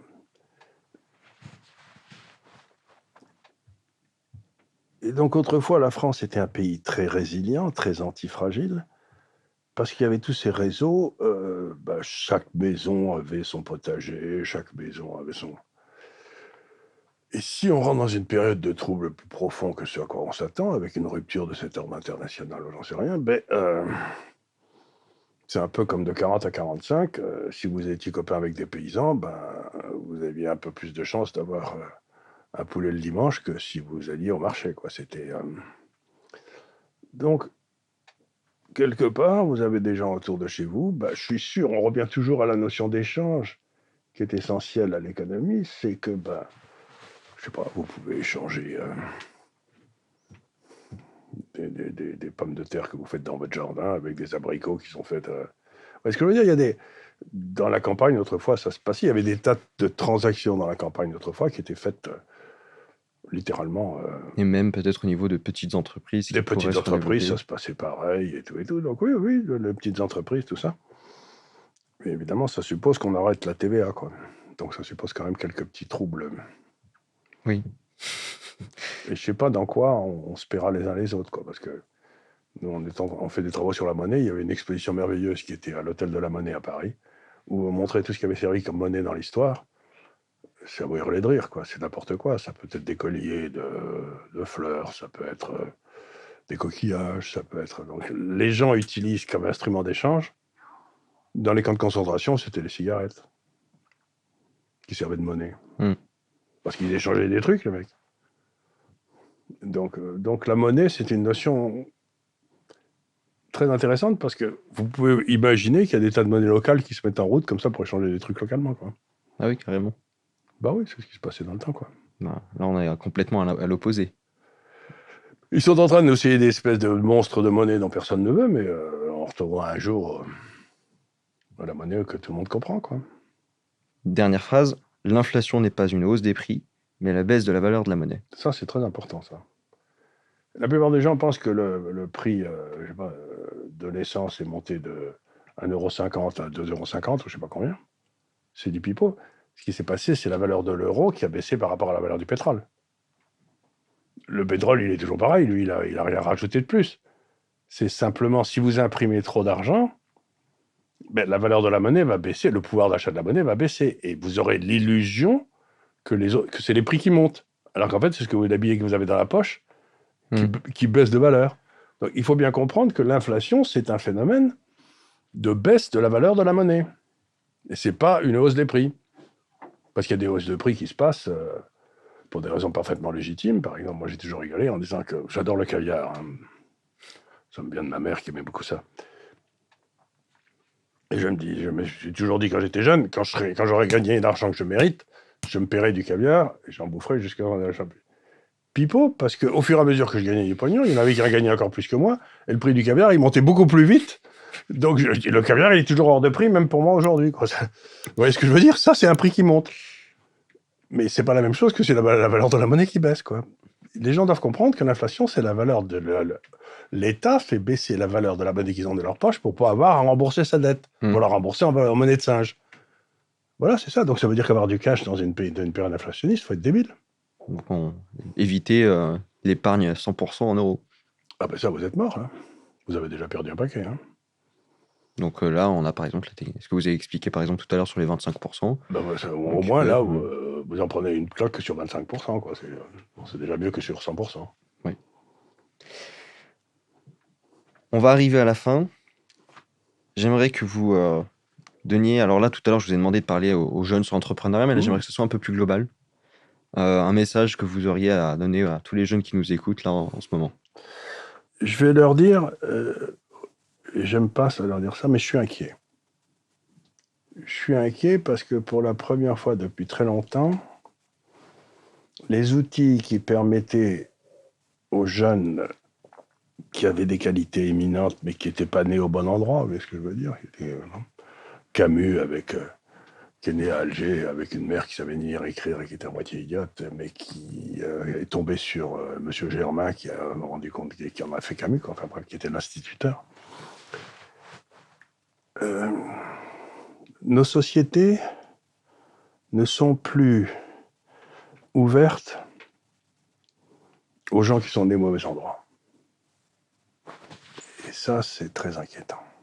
Parce qu'une société doit rester ouverte au type de talents qui viennent d'un endroit improbable, quoi. C'est Jaurès qui est né, je sais plus quoi, enfin dans la montagne noire là-haut, et qui était un fils de paysan ou je sais pas quoi, et qui s'est retrouvé en train de présenter sa thèse de philosophie en latin, quoi, quand il avait 23 ans. Bon, je veux dire, quelle était la probabilité qu'un Je sais plus, il venait de Rodin. Là, il n'y en a plus aucun aujourd'hui qui peut faire ça. Non, mais il y en a peut-être qui pourraient le faire, mais ce qu'il y a, c'est qu'on n'a plus l'outil pour aller repérer Jaurès en province et le faire devenir Jaurès dans le... C'est ça qu'on a tué. Et donc, on est passé d'une société assez fluide, assez ouverte, à une société qui devient aristocratique. Et pour la première fois, depuis très longtemps, c'est peut-être le cas des sociétés aristocratiques. Regardez, le président de la République français aujourd'hui, il n'aime pas son pays. Ça va être la première fois qu'on a un roi de France qui n'aime pas son pays. Parce que ces sociétés, l'émergence d'un Jaurès, il a émergé parce qu'il était français. Donc ça se passait à l'intérieur d'un pays, d'une volonté de vivre ensemble, d'un système d'agriculture, et on n'a plus tout ça. Donc je plains tous ces gamins qui n'ont plus accès à, dans le fond, des profondeurs inouïes d'histoire. Et donc, ça revient à ce qu'on disait d'ailleurs en off tout à l'heure. Est-ce que la solution, ça, au final, c'est pas indirectement, ça serait avec des systèmes alternatifs? Alors, pour la monnaie, on a le Bitcoin, par exemple, mais on a Internet qui permet un accès à l'information aujourd'hui. C'est-à-dire que, et c'est là où je suis très surpris qu'avec l'Institut des libertés, c'est que, comme je vous l'ai dit, je suis arrêté dans la rue tout le temps par les gens qui me disent merci, c'est qu'ils doivent sentir que mon but, c'est d'essayer de faire passer cette histoire que moi j'ai reçue en héritage, pour qu'eux aussi, en quelque sorte, ils sentent ce que je leur raconte. Ça paraît idiot ce que je veux dire, mais je me fais l'effet du grand-père qui raconte sa guerre de 14, vous savez, en lui disant c'était pas marrant tous les jours, quoi, mais enfin on avait des bons copains, c'était... Et donc cette espèce de lien qui existait entre les générations et que les professeurs utilisaient pour refaire, a disparu, et je trouve que ça nous donne une société très bizarre. On a une société instantanée, on n'a plus de société qui ont une dimension historique. Il n'y a plus la dimension historique. C'est pour ça que l'Angleterre me fascine. C'est que vous avez le système politique, qui est l'Angleterre d'aujourd'hui, et vous avez la reine et le roi qui représentent l'Angleterre éternelle. Donc, ils ont les deux côtés dans leurs institutions. Ben, nous, on n'a plus personne qui représente la France éternelle. Et ça me trouble. Donc, au final, ça serait... on est un peu dans le thème de l'émission, du coup. Ça serait un petit peu le rôle de chaque jeune aujourd'hui, de trouver... De se cultiver. De se cultiver, d'essayer de trouver de la sagesse et l'information, là, il peut l'apprendre. Oui. Et elle est disponible. Et de la travailler, en n'oubliant pas que demain, il devra la donner lui aussi. Et voilà. Et que il devra la donner, il devra la transmettre, le cas échéant, à ses enfants. Et peut-être aux nouveaux Français, etc. Parce que si on n'a plus rien à transmettre, on ne peut pas s'attendre à ce que les autres qui viennent chez nous de l'extérieur s'agrègent à nous. Oui. Ça me paraît une idée farfelue. Tandis que, voilà quoi. Regardez, revenons au rugby, qui est quand même l'essentiel dans la vie. Le nombre de joueurs d'origine maghrébine qu'il y a dans l'équipe de France ou qu'il y a dans les clubs partout, c'est pas croyable. Pilier, deuxième ligne et tout. Et ils sont contents comme tout. Et je vous assure qu'ils bouffent du cochon et qu'ils boivent un bon coup. Donc, ils ont parfaitement compris le message. Et donc, le rugby a réussi, quelque part, à intégrer toute une série de cette population. On devrait faire ce que fait le rugby, quoi. Moi, je trouve qu'on devrait interdire le foot dans toutes les banlieues et forcer les gens à jouer au rugby. Après, il y a aussi ce côté où ils ont fait du rugby avec le gars du coin, oui. Le petit franchouillard. C'est-à-dire que effectivement, après, peut-être si c'était dans si 93... vous êtes 1m80 et 120 kg, vous n'allez pas jouer avant-centre au foot. Donc, il va les crapahuter vers l'endroit où il peut les mettre des claques tranquillement sans qu'on lui en veuille, quoi. Donc, il y a aussi ce côté que le rugby permet à toute une série de gabarits physiques de s'exprimer, ce qui n'est pas le cas du foot. Donc, morale de l'histoire, mettez-vous au rugby. Morale de l'histoire, il faut que l'immigration se mette au rugby. On va conclure avec 3 livres que vous aimeriez recommander aux gens à lire. C'est une question qu'on me pose souvent. Alors, le premier livre, si vous voulez, ils sont de nature un peu différente, mais si vous voulez comprendre l'espèce de croissance maladive de l'État dans une société, etc., c'est un livre de Bertrand Jouvenel qui s'appelle « Du pouvoir », qui est une espèce d'analyse qu'il a faite de la création de ce qu'il appelle le Minotaure, de cette espèce de création de trucs qui grossit sans qu'on comprenne pourquoi, mais qui ne s'arrête jamais de grossir, quoi. Donc, c'est un bouquin prodigieux, difficile à lire, hein. Enfin, très très intéressant, et qui n'a pas vieilli. Le deuxième que j'aime beaucoup, c'est l'histoire, Study of History d'Arnold Toynbee, qui est une réflexion qui est un historien anglais qui a vécu dans les années 30, très impressionné par la guerre de 14, le suicide de l'Europe, etc., et qui réfléchit sur les relations entre les religions, les civilisations, comment elles se passent le bâton l'une à l'autre, etc. C'est extrêmement intéressant parce que ça vous explique un peu ce qui est en train de se passer, justement, la guerre des civilisations, etc. C'est très intéressant. Là aussi, c'est pas facile à lire. Et le troisième, c'est probablement un petit livre qui doit faire une centaine de pages, qui est une interview de René Girard, faite par des disciples de René Girard, qui s'appelle « J'ai vu Satan tomber comme l'éclair ». Et ça, c'est une réflexion sur le côté... sur l'importance des mythes et de la religion dans une société, quoi. C'est très intéressant. Donc, bon, c'est pas des livres faciles à lire. Vous n'êtes pas obligé de les lire en un coup. Vous pouvez vous arrêter, vous pouvez reprendre, vous pouvez faire des notes. Mais c'est des livres qui quelque part, ont changé ma vie, quand même. Mais ce que je veux dire, c'est que de temps en temps, vous sortez d'un livre, on dit, vous pensez plus pareil. Oui, je vois très bien. Oui. Eh ben, ces 3 livres-là, ils ont eu cet effet sur moi, quoi. Il y en a eu d'autres qui ont eu de l'importance, mais ces 3-là, ça a été vraiment... Pour moi, les meilleurs livres, c'est ceux qu'on n'arrive pas à lire d'une traite. C'est-à-dire que tous les 2 paragraphes, on s'arrête, on se dit, bah merde, c'est incroyable ce qu'il vient de dire. Oui. Puis on n'arrive pas à lire la suite parce qu'il y a une machine qui vient de se mettre en tête où on réfléchit. Vous avez parfaitement raison, ça m'arrive tout le temps. Je lis un livre et je suis tellement excité que je dois m'arrêter parce que j'en peux plus. C'est exactement ça. Donc j'ai toujours un crayon à côté, il faut que j'écrive parce que... Je suis tellement excité que je m'arrête en disant, faut que j'aille respirer. Et parfois, je le reprends quelques jours après parce qu'il faut le laisser déposer tout ça. Oui. Ça, c'est des livres qui sont des livres qui sont précieux, ça. Mais écoutez... Et puis, si vous avez vraiment le temps, vous lisez les évangiles, les paroles du Christ, ça doit faire 30 pages. Et c'est inouï. Inouï. Chaque parole est invraisemblable. C'est noté, je le ferai. C'est incroyable. Écoutez, Charles Gave, merci beaucoup. Cette interview touche à sa fin. Avant que vous nous quittiez, quelque chose d'important à préciser. La première, abonnez-vous à la chaîne parce que donc c'est le premier entretien, mais il va y en avoir beaucoup d'autres. Donc si ça vous a plu, enfin, effectivement, il y en aura d'autres intervenants. Mais si ça vous a plu, en tout cas, voilà, abonnez-vous parce qu'il va y avoir d'autres contenus. Cette chaîne a vocation à durer sur le long terme. Donc voilà, likez, commentez, abonnez-vous. Le deuxième point, c'est le lien. N'oubliez pas dans la description pour notre partenaire, Le Bon Petit Vin. Et enfin, les livres. On a mis en place un site web pour que vous puissiez retrouver les livres qui sont recommandés. Parce que le problème souvent dans ces interviews-là, c'est qu'on entend les livres, mais après, on n'a pas forcément le réflexe d'aller les acheter tout de suite. Au moins, voilà, il y a un site web, c'est lesbâtisseurs.yt, comme YouTube. Vous allez là-dessus, il y aura à chaque fois les 3 livres recommandés par nos invités. Ça sera plus simple pour les retrouver. Je vous remercie à tous de nous avoir suivis pendant c'est presque 2 heures. On était autour de 2 heures. Et puis, je vous dis à la prochaine pour une prochaine émission. Charles, merci beaucoup encore une fois. Merci de m'avoir reçu.